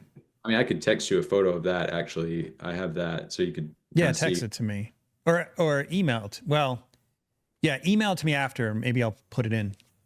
But Okay. for my listeners, I might not. I don't get paid enough for this. We'll see. Oh man. A lot of people will message me and be like, "Oh, I love your podcast, but I wish you did this, this, and this." And I'm like, "Are you a patron? Because Yeah. like, freak, man, I don't get paid enough for this. It's expensive Yeah. doing this That's podcast." part of the instant culture now too. Is people think it should just be Like, available. yeah. I just have to take a minute to thank each one of my generous patrons for your part in keeping this podcast going. I could not continue to do it without you, so thank you so much. If you're not a patron yet, but you love the show and you listen regularly, please consider becoming a patron. It's really easy to do and it doesn't have to break the bank. Just head over to theundrapedartist.com and click on the link Be My Patron on Podbean. And then choose a monthly donation amount that fits your budget. It's that simple. Anyway, all right, so let's see, pull up some of your maybe some of Still Life. Oh, there was one with meat that I thought was really cool. Let's see. Lots with me. Oh, maybe it's in a different. Like Oh, the it's probably in t-shirt. your probably on your Instagram is Oh where I yeah. saw it. Okay. I mean, they're all good. We could be here all day talking about everything here, but um, let's see. If there's one that you found really interesting, let me talk about this one. I was looking at this morning before we got on. Yeah. Dude, your drawing style is pretty sick too. Oh, thanks. The fluidity of your line is so beautiful. That foot, God, that line quality. Artists are such nerds. Like no, now if I walked out of the studio right now and walked up to someone on the street and said, "What do you think of that line?" Oh They'd be man. like, "What are you talking about, you crazy person?" Yeah. But I'm like giddy over that line. It's No, so nice. I get that way too. I know exactly what you mean. And I mean, that's the sort of thing like, looking at Ang drawings, or Degas, I mean, yeah, I think that like that's beautiful line quality is there's nothing like it. It's like poetry, Mm-hmm. or good music. So I mean, I'm trying for that. Um, yeah. So So tell me about I your know. drawing process. You like see some key mark points here, Yeah. right? And then you've obviously got the X again, or the whatever, the cross. Yeah. So you're obviously making some measurements. How do you combine your measuring with this feeling of spontaneity and serpentine lines? Well, a lot of it will just start like we start drawings, or in the kind of the atelier approach of just kind of a block, a really really light block in. And mine, I tend to make a lot of marks, but I'm making them very light and all really provisional. And I'll kind of erase them out as I go, but it's just kind of like laying out it's kind of plotting out where you want things to land, like a Mm-hmm. parking space, for a car. I'm not drawing the car first, but I'm figuring out where the car is going to go. Right. And so, I'll lay it out, and then, I'll be taking measurements as I go. And once I feel kind of confident about it, I will start to kind of, work into a little more like, those currents, and try and get it to flow a little more. But I never just, work straight on the white paper, or not, rarely would. I mean, for something like this, where the accuracy is kind of crucial. I always try and lay it out first and make sure Okay. I know where I'm going. And are you using a stump or paper towel to blend too? Probably so. Here, I use my finger a lot, and then I will use a stump usually. So I probably did here too. Yeah, that's And great. A lot of atelier teachers are like stumps bad. I don't understand that. I'm like, yeah, which is weird because they used it a lot in the old French ateliers. I mean, they used a ton of stumping. I think it's more. I mean, I can totally see why, because when I'm teaching figure drawing, a lot of people will just take the stump and they'll kind of indiscriminately like just smudge the drawing with it.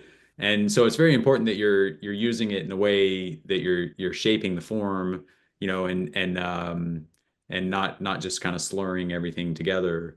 And Yeah. so yeah, I guess I can see why some teachers hesitate to recommend it, but if Well, it's there's this used kind of well, throw the do baby it. out with the bathwater mentality. It's Absolutely, like if I you agree with get, you that. see something, a tool used improperly, you throw out the tool. That doesn't make any sense, Right. right? Just, I know. I was trying to give them the benefit of the doubt, but I agree with you completely. No, I think the yeah. stump's a wonderful tool. I love it, and so yeah, I do use it quite a bit. All right. Let's see. Gosh, here's another great drawing. Thanks. Yeah. What an unusual composition, but that makes it so interesting. Yeah, I didn't really know what I was doing here. It was sort of like an improvisational thing. It actually started as maybe you can see the seams of the I paper. can clearly. Yeah. Yeah, so it was just his head and that it more of like a tight like horizontal format. Mm-hmm. And I just kept adding to it and wanted to put a still life in it and so I just kind of followed it until I got tired um and now Yeah. that's I how it like looks. that look of piecing surfaces together. The first time I saw that was Galuccio, who I mentioned earlier, Okay, yeah. where he would just like, oh, I ran out of room. I'll just slap another canvas to it, you Yeah. know? And Yeah. I was like, you can do that? Yeah. I didn't Yeah, know that I'm was actually allowed. that's I'm starting to do that maybe a little bit too much. There's a painting on my Instagram, just a recent still life where you can see the two panels together, but I'm doing that a lot more. It's Ooh, the this one right here. Oh yeah. yeah. So it's the next one, yeah, I guess you can see both of them. It's like an 11 by 14 and a 14 by 18. So I just kept the painting going Is this and finished as well? Man, it's crazy. It's so yeah, that's how it. abstract. Oh, cool. I Yeah, love that's it. yeah, The only that's reason I ask if it's finished is not because I don't think it looks finished, but you literally say, I don't know if that one's finished yet, even though you posted it. So I just want to make sure we're on the same yeah. page. Well, I'm done working on it. I Okay, you're guess done it's working on it. yeah. Okay. Yeah, that's crazy. Oh, this one's gorgeous too, man. So here's some chicken legs or something. Yeah, yeah, chicken legs, drumsticks. What an unusual. I mean, I just love this sort of unusual subject matter. That's one of the things I love about Antonio Lopez Garcia. One of my favorite paintings of his is his old bathroom, Yeah, where it's just looking down at the sink and there's yeah, a toothbrush and all this other stuff and the tile he's got perfectly mapped out. yeah, Like, I would never have thought to paint something so, I don't know, mundane, and yet he yeah, makes it look incredible. But yeah. don't you think, do you think sometimes the most mundane subjects are the most interesting? Because there was another artist, who was it? Another guy interviewed. I've interviewed so many people now. I can't remember some of the stories, but there was one guy who painted a trailer out in the middle of nowhere. Mhm. And it was one of my favorite paintings of his because it was this dumpy trailer and it just made a great painting. Yeah, And then another one who painted an old sort of cheap bungalow that might have been a 1 bedroom, 1 bath bungalow in the middle of the country or in the middle of like rural Midwest yeah, with garbage in the front yard and this corny plastic snowman in the front yard. yeah, And that was the coolest painting.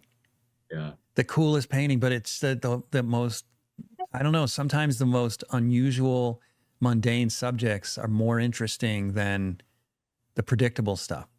Yeah, I think so. I mean, I think the important thing is that you're interested too if you're painting it. Right. Yeah, I think over the years,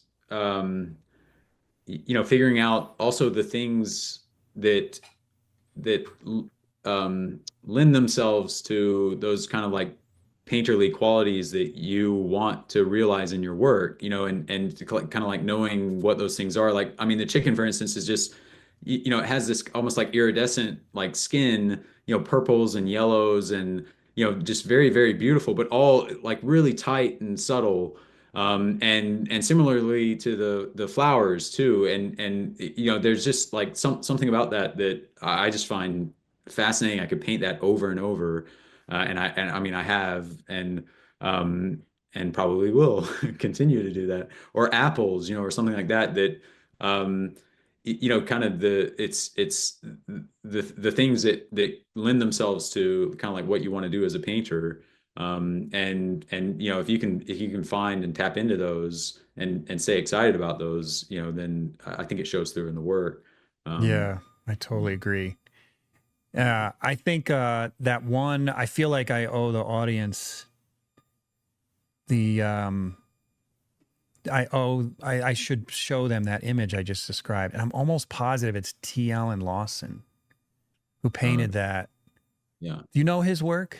yeah, yeah, it's beautiful. But I don't see it on his website. But it's gotta be his. It's gotta be his work. If I remember right.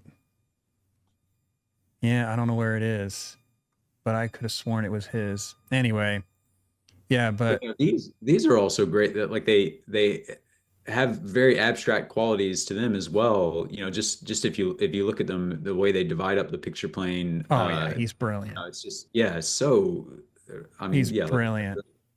yeah, and the color quality too. Yeah. All right, let me get back to you.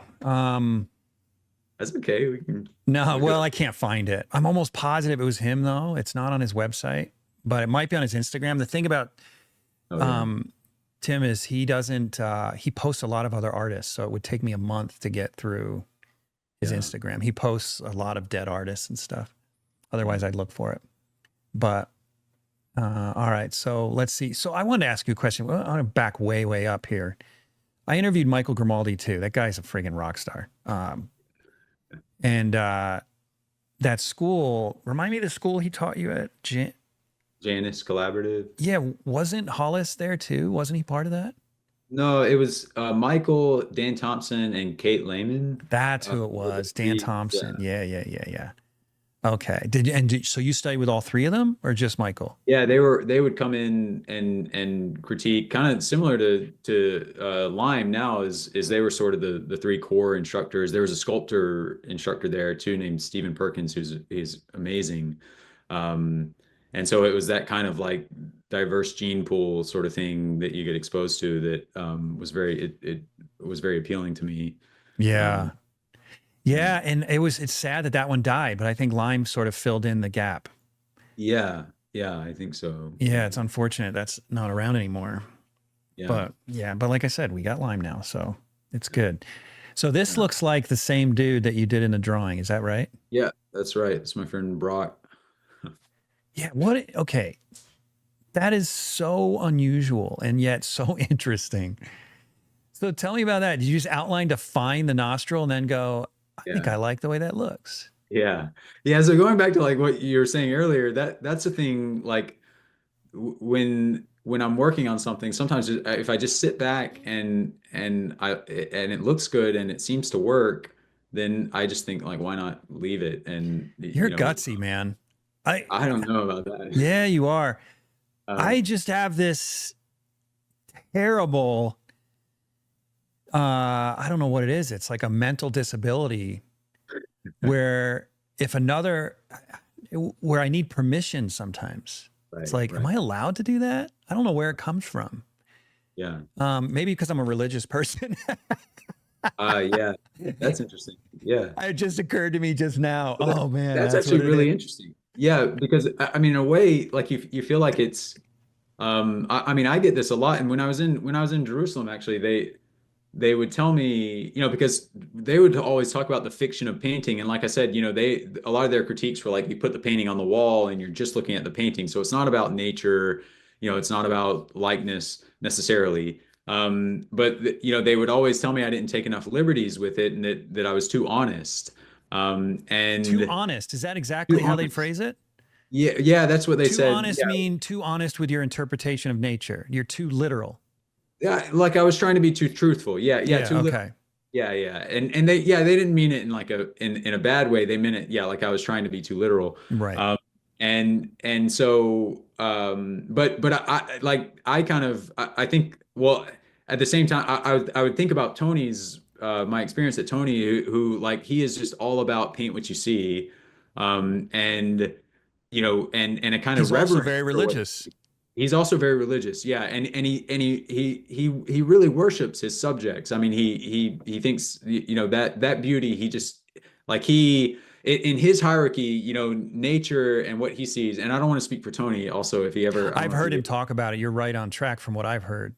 yeah, but I mean, this is my take on it, of course, Yeah. and but he would put nature all the way at the top of the hierarchy, and then painting would come below that. But Israel, it was the opposite. Like he thought painting could be above nature, and that it's way more interesting to see the painting. Like for instance, Hmm. that landscape program he teaches in Civita. He's actually gone around and found the spots where Corot painted when he came through that town, because painters used to go through there on what they called the Grand Tour. They would be touring around Italy and they'd be setting up plein air and painting. And so Corot, a French painter, had come down to travel through Italy, and he painted in Civita Castellana. And Israel's found these locations that he set up and paint. And so he can look at the painting and he can look at these locations, and kind of exactly like what you were saying about the tractor is, he thinks these paintings are sensational to him.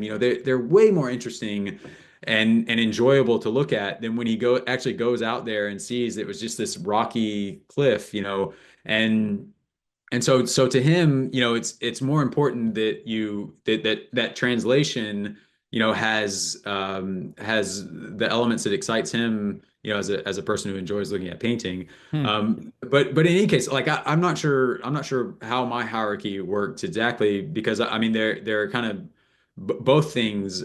I mean, I want to be an honest person, but I also know that painting is always a fiction, and in the end, you're always going to make it up to some extent.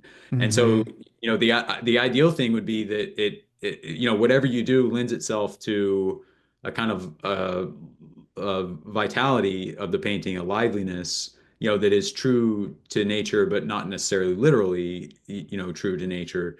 And so, I don't know that outlining the nostril is falling into that category, but I guess I've painted the life out of enough paintings to kind of feel comfortable now with just leaving things, exciting and still kind of alive.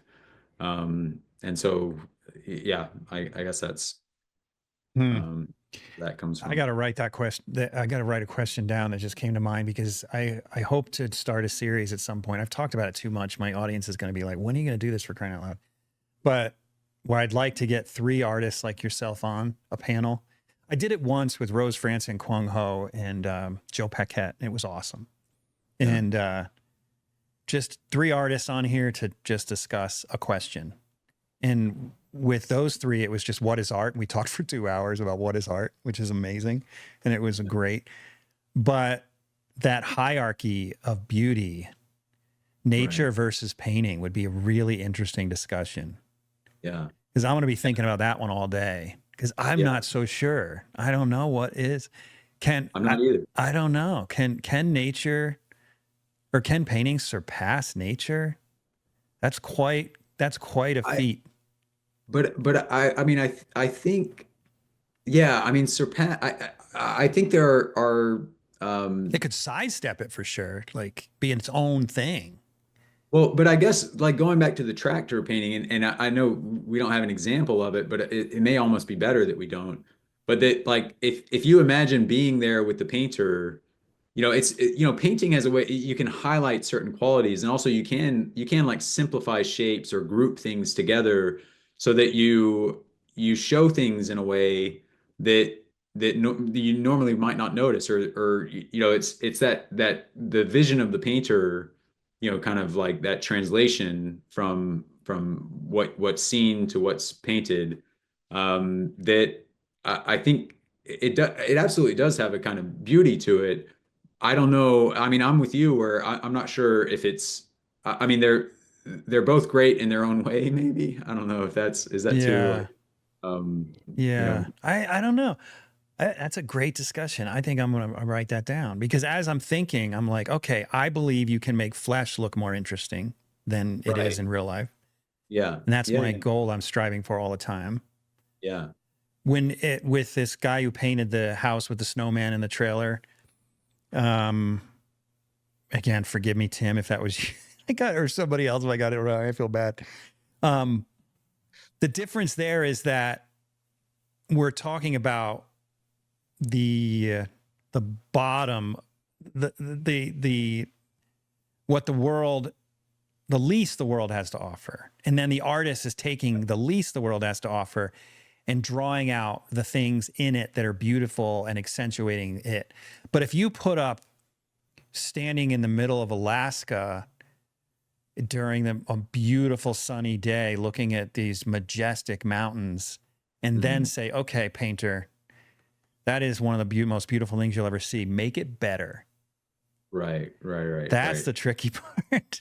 Well, yeah. So, I mean, I think that may be where the selection of a motif is important, and Yeah. that it has those qualities that like painting is good for, that like, because obviously there's a range of, I mean, like a sunset, that like there's a certain point where it's like pigment's just not gonna Right. work.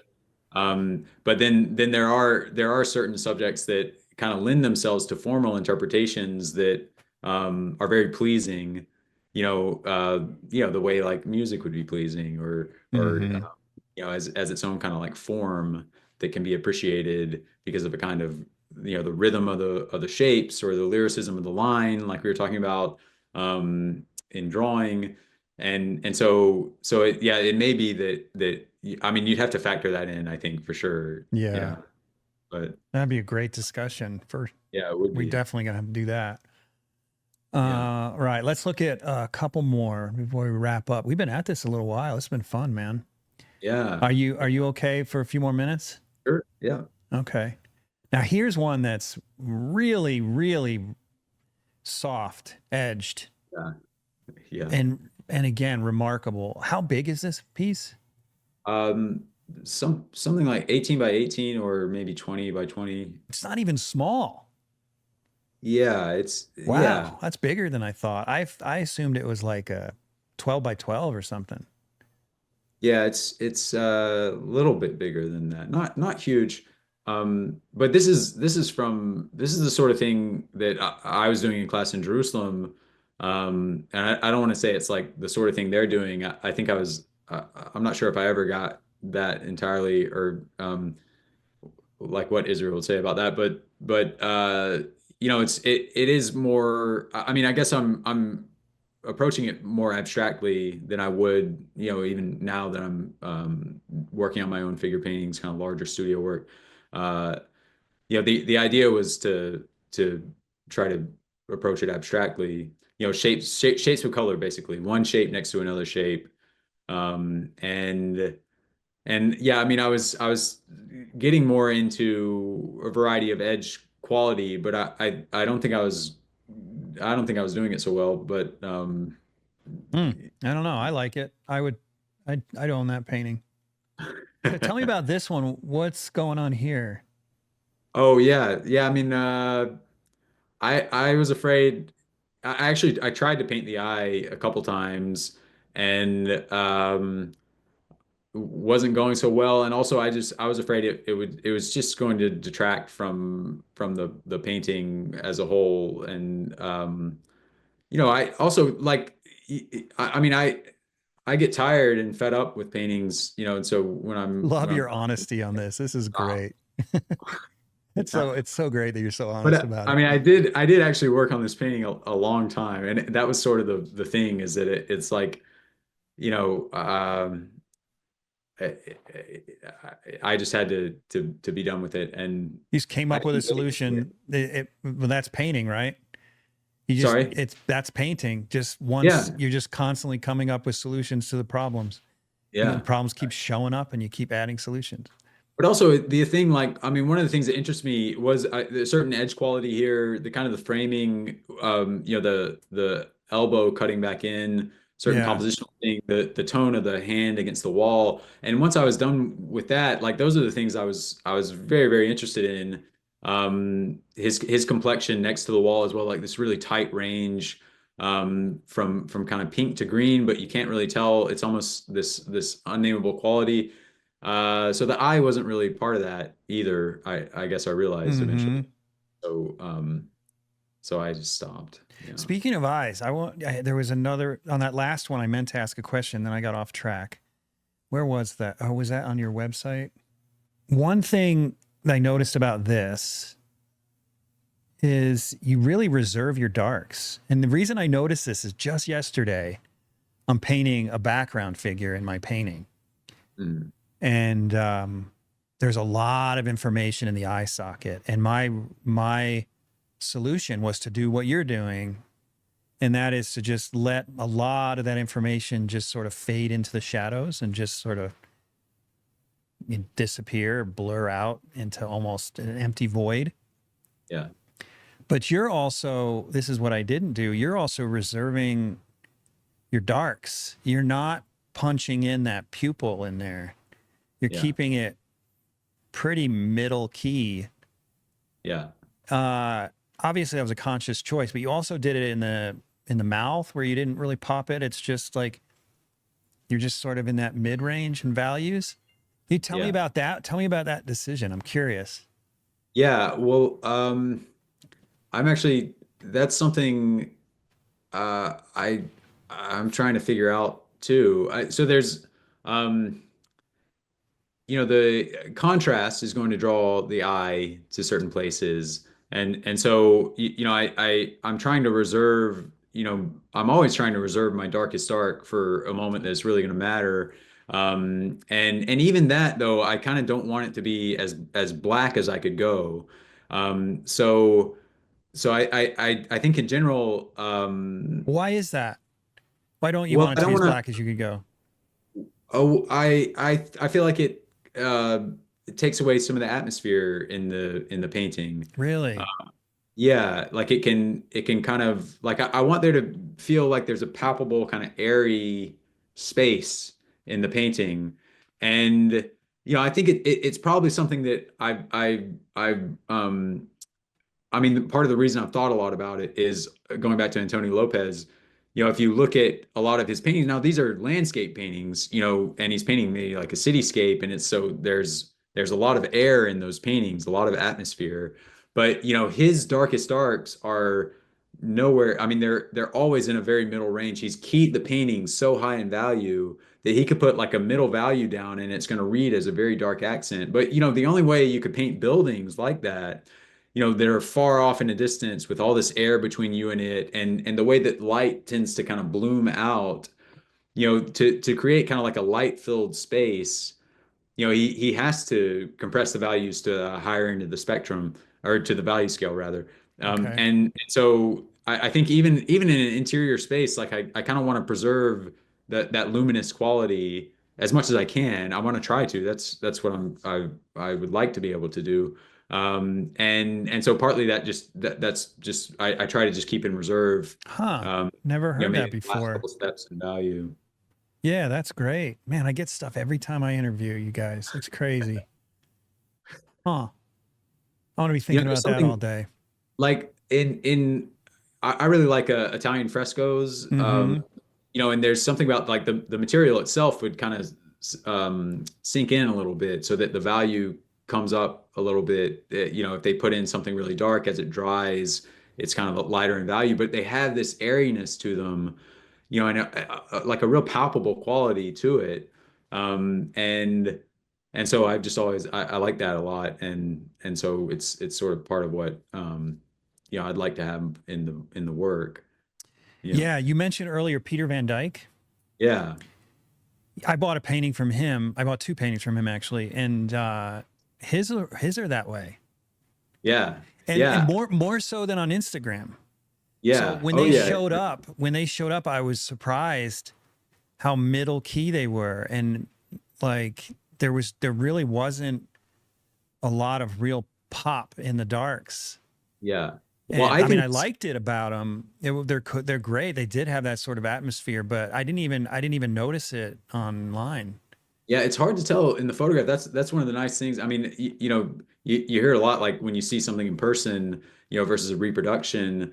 And his are definitely, I've seen some in person, and yeah, I mean that's something, and I think he's aware of it. You know, he'll talk about having like this kind of like compact, light ground that he's working out of.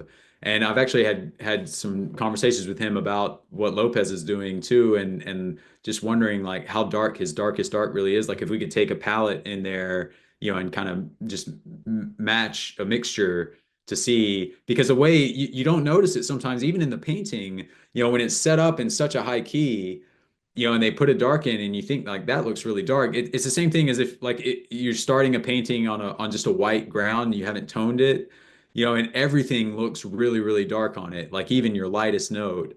And so you kind of, it's hard to judge the value until you get everything covered. But, you know, like Lopez, and I think Peter is doing this too, is they're trying to keep that high key like in the painting as long as Mm-hmm. possible. And so and you know you think like the things they're painting, like Peter's painting these interiors and they have multiple light sources, and I mean his value organization is insane. Like mine is still based on kind of the atelier model. Like I paint in a North Light studio, you know, and so you know it's coming from one direction.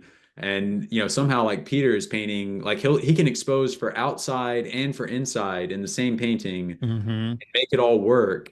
And it's mind blowing when I see it done, you know, as well as he's doing it. And so And that's what I have one of his. I've got his a painting. It's his garage, and you can see out the window.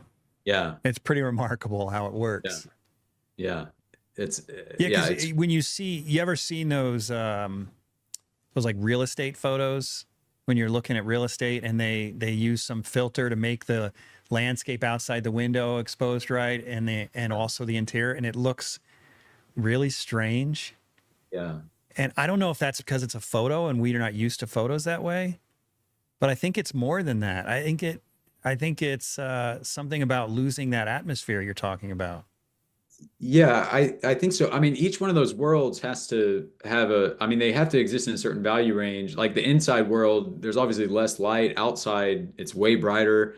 So, you know, you have to keep the values compressed, even though you may have some variations in the values.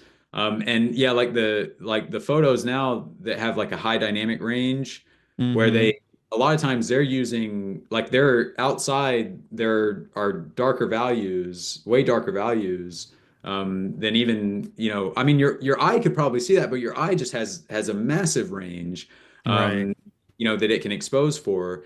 And so so I yeah, and I know those photos you're talking about that they look, I mean they're very, I actually find them kind of painful to look at. They're hard to look at. They're really strange.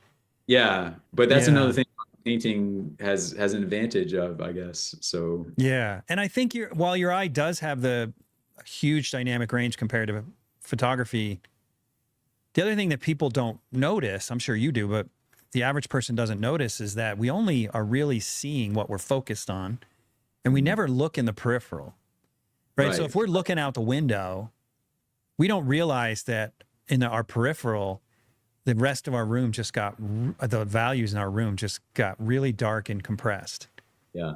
Yeah. right? And then vice versa, because we're just focused on the tree outside the window or whatever it is we're looking at. Yeah. And that's what's so remarkable about painters like Peter Van Dyke, is he's doing this from life, and somehow he's overcoming his Hmm. iris opening and closing and opening and closing as he looks out and in and out and in, and he clearly must be painting his peripheral vision Yeah. a lot of the time, I would think.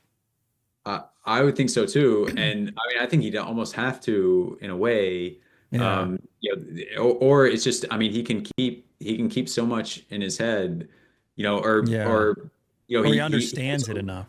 he understands it enough. And I think like kind of going back to what we were talking about earlier, I mean, I think he's discovered a process, a way of approaching the painting, the way he can kind of put things into it as he going, or the way he almost constructs it from the ground up, like just like he'll start with the I forget the term he uses, but like the big like base fundamental, like if he's painting a model on a model stand, he starts by imagining like the big box of the room. And again, I don't want to speak for Peter, this is my understanding of it, but you know, he'll sort of build it up from the big fundamental base elements, you know, and Really? then so like a still life, it's like the table is more important. Eventually, he can just plop still life items into the painting, but it's like he's building these luminous spaces first. But I think he's found a process that allows him to work up to that complexity. Like he just understands how to build from the simple elements, the big simple elements, to those when he is painting the handlebars of his motorcycle into this space. But I mean, not to take away from it's all just absolutely like mind blowing and brilliant to me. But it goes to show how there's the right process suited to the right temperament leads to remarkable results. Yeah, well Um, said. Yeah, that's a good way of putting it. You gotta align with your own temperament, yeah, or you're gonna make a mess. yeah. All right, one more picture before we go, and I'm gonna actually go to your website where you've got some finished work. But let me go back to 2000. Actually, no. Let's finish with this one. Another really unusual subject matter that you turned into art. That's remarkable. And how long did it take you to paint this? I always ask that when people are painting fish, because it's like that junk Yeah. stinks. Yeah. Well, it took a couple days. Um, yeah. You didn't eat it after, did you? Um, I did actually. So the Was it the still first day good? I set it up and it wasn't out very long. I set Oh, it up, kind of laid it in, and then I did use photographs at the very end oh, for okay. like some of the real fine details. But the second day it was out for just a couple or so hours. Oh, okay. Yeah, and so I kind of I tried to plan it out so I could refrigerate it because it was actually a nice Yeah, that's a lot of expensive fish right there. yeah. And I'm a starving artist, so um, I didn't want to waste it. That's funny. Yeah, Oh but man. it's scary. Like I was kind of surprised that it went. That it's one of those paintings that I didn't expect it to go as quickly as it did. Um, but There's there are something plenty. nice about your approach. Again, if this comes off in any way besides a compliment, don't take it that way. But the way you paint lends itself to painting relatively quickly, which is a luxury. I don't know if you're aware that you have. And Um, it seems like it would be relatively quickly as compared to, like we'd mentioned before, Alex. So let's just stick with Alex. Like I would yeah. expect if Alex were to paint this fish, it would take him 10 times as long. Yeah, maybe so. Yeah, I think I like to paint fast, but I have a lot of paintings that take a long time, it's taken me a long time to realize how to balance the two things because I think there are certain qualities that take me a while to achieve in the painting, but then if I lose the freshness of like a lay-in, that's a big problem. So I have to be willing to paint over Yeah, you things know what? sometimes. Maybe I'm wrong. Because you know what? You said something earlier. You said something earlier about that painting where you had taped the Mylar Yeah, or Duralar to it, and how you weren't sure if it was done. And you said this several times. You got to keep going back to a painting. yeah. That actually could be really time consuming. So it looks like it It's went extremely time. quick, Yeah. but Yes. you're doing this thing where you're making a move and then stepping away, and maybe for weeks, and then coming Yeah. back and having to. And honestly, that seems in a way more challenging than having a clear goal. It can be, but every painting is a little different. There are some that are a lot clearer. Like this one, for instance, and this is kind of why I like still life, and I'll do it as a way to kind of take a break from some of the figurative work because it's a much clearer goal to me. And like this one, there wasn't a lot of moving things around. I mean, there was none really. You know, um, but then yeah, there are some paintings that just kind of they're just kind of perpetually going, and I don't think that's an efficient thing to do. I don't even think it's a really good idea, but because sometimes they just sort of stay in storage. I've got plenty that are either waiting to be picked up or painted over. But then sometimes they do work out, and I think that's always nice. But it can take a while, and um, so there, yeah, it can be problematic. Yeah. Yeah. Um, It's impressive. Frankly, it's hard. I'm not that way. It would yeah, cause me a lot. Well, I guess every artist is that way to a degree because we're all repainting, painting and yeah, repainting and painting and repainting to a degree.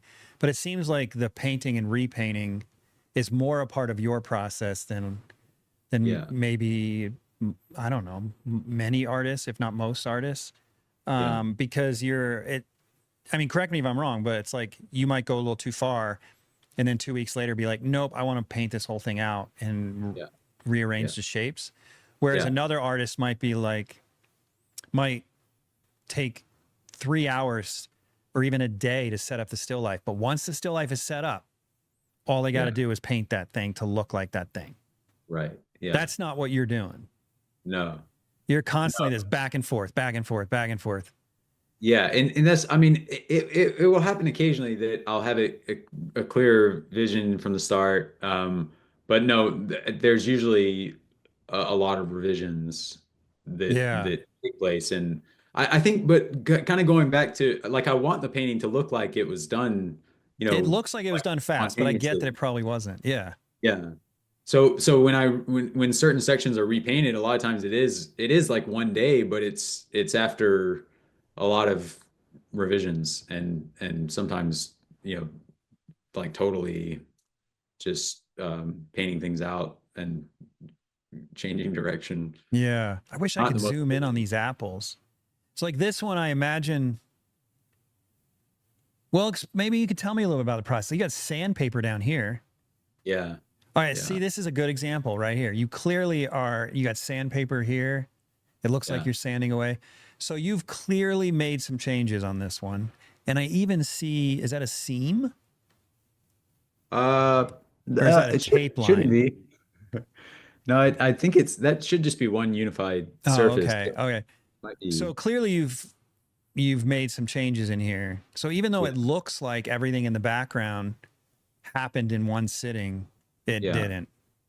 No. Well, or it might have. Well, so this is probably actually I'm painting over an old painting. Okay. Uh, and so some of that background may have been, for the most part, the first lay-in, and I had some sandpaper, just to kind of soften things out a little bit. And then probably the apples took another pass or two on top of that. But this to me would be a pretty straightforward. So I mean, I had a surface that I reused, but that it was, I don't think they were related in the way that some of the other paintings are. Like if I'm trying to Oh, keep okay. space and moving things around. So, but I like to paint over old paintings too. Um, because you sometimes, if you scrape it or sand it out, you'll get textures and things that you couldn't have planned for, and if they work out, you just leave them, like the lines in the nostril or whatever. But in this case, I think I had a pretty straightforward vision for what I wanted to do, and then to be honest, my intention almost surely was not to leave the background so open like that, but I liked it. I like just the whole Mm-hmm. dynamic it created, the Yeah, I do movement, too. everything. Again, like that's the sort of thing. It's sort of just an underpainting, but then it worked for the painting, so I just left it. Um, I maybe darkened a few areas, like kind of in the shadow on the wall or something like that. Um, but try and preserve as much as possible that immediacy of the lay-in, Yeah. Man, yeah, that to me, I love the combination of realism and abstraction. Oh yeah, And that this is, I just keep on moving my eye to the apples and then out here and then to the apples and then out here, which is so much more interesting than just seeing a picture as a whole. yeah, yeah, It just forces me to move back and forth to two. It's almost like you're getting a 2-for-1. You're getting dinner and dessert instead of just dinner or just dessert. You know, I like that about it. It's a Yeah. stupid analogy. No, But but I mean, I love that too. The abstract balance with some more realized areas. I mean, I've always found that appealing. About I mean, like somebody like Sargent, obviously. But I mean, there's just so much. I think we have so much available, like as far as the textural qualities of paint and kind of what you can do with it, what you can experiment with. mm-hmm.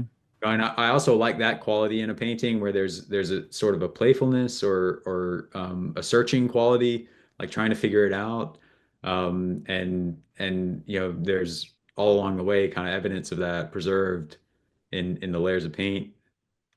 So So layers of paint. I'm glad you said that because that was my next question. You can't build up. No, the answer's in the question on that. We're saying build up. You can't create these types of edges and textures in one layer. This is not an alla prima result, right?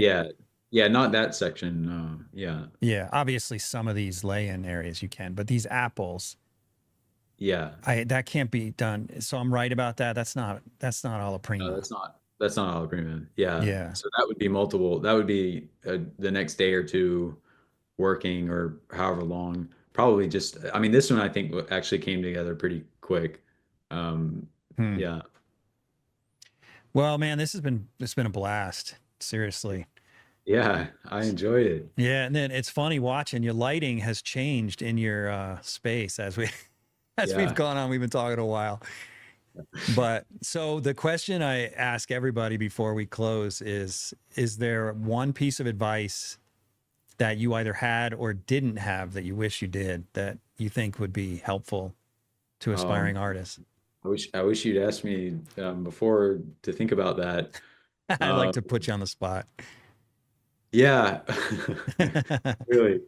Well, I don't know. Well, I guess maybe, this is probably pretty basic, but it's actually surprised me a lot. Like some of my students don't really like look at painting as much as I would think they would.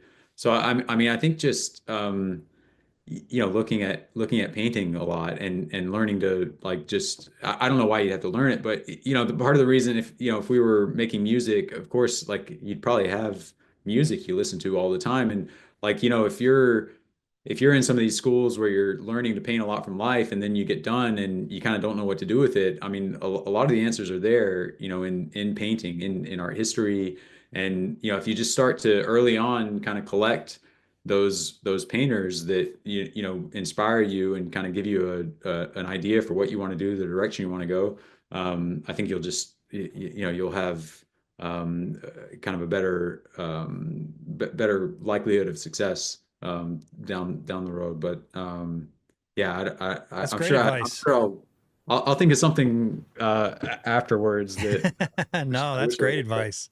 And it goes full circle to my analogy. It's like don't have that guy standing in that white room just pull out one color. Just make him Right. keep pulling out colors so you Yeah. fill your mind full of information. Yeah. Yeah. That's great, man. That was fun. So Yeah. thanks Thank for you. doing it. It's been I an honor to appreciate meet you. I appreciate you asking me. And yeah, it's great to meet you too. So thank you very much. Thanks for tuning in to the Undraped Artist Podcast. If you enjoyed it, subscribe. And if you could, leave a comment or review. That really helps the channel. Please share the show with your friends, and if you're feeling generous, consider a monthly donation at theundrapedartist.com. Thanks again for watching. We'll see you next week.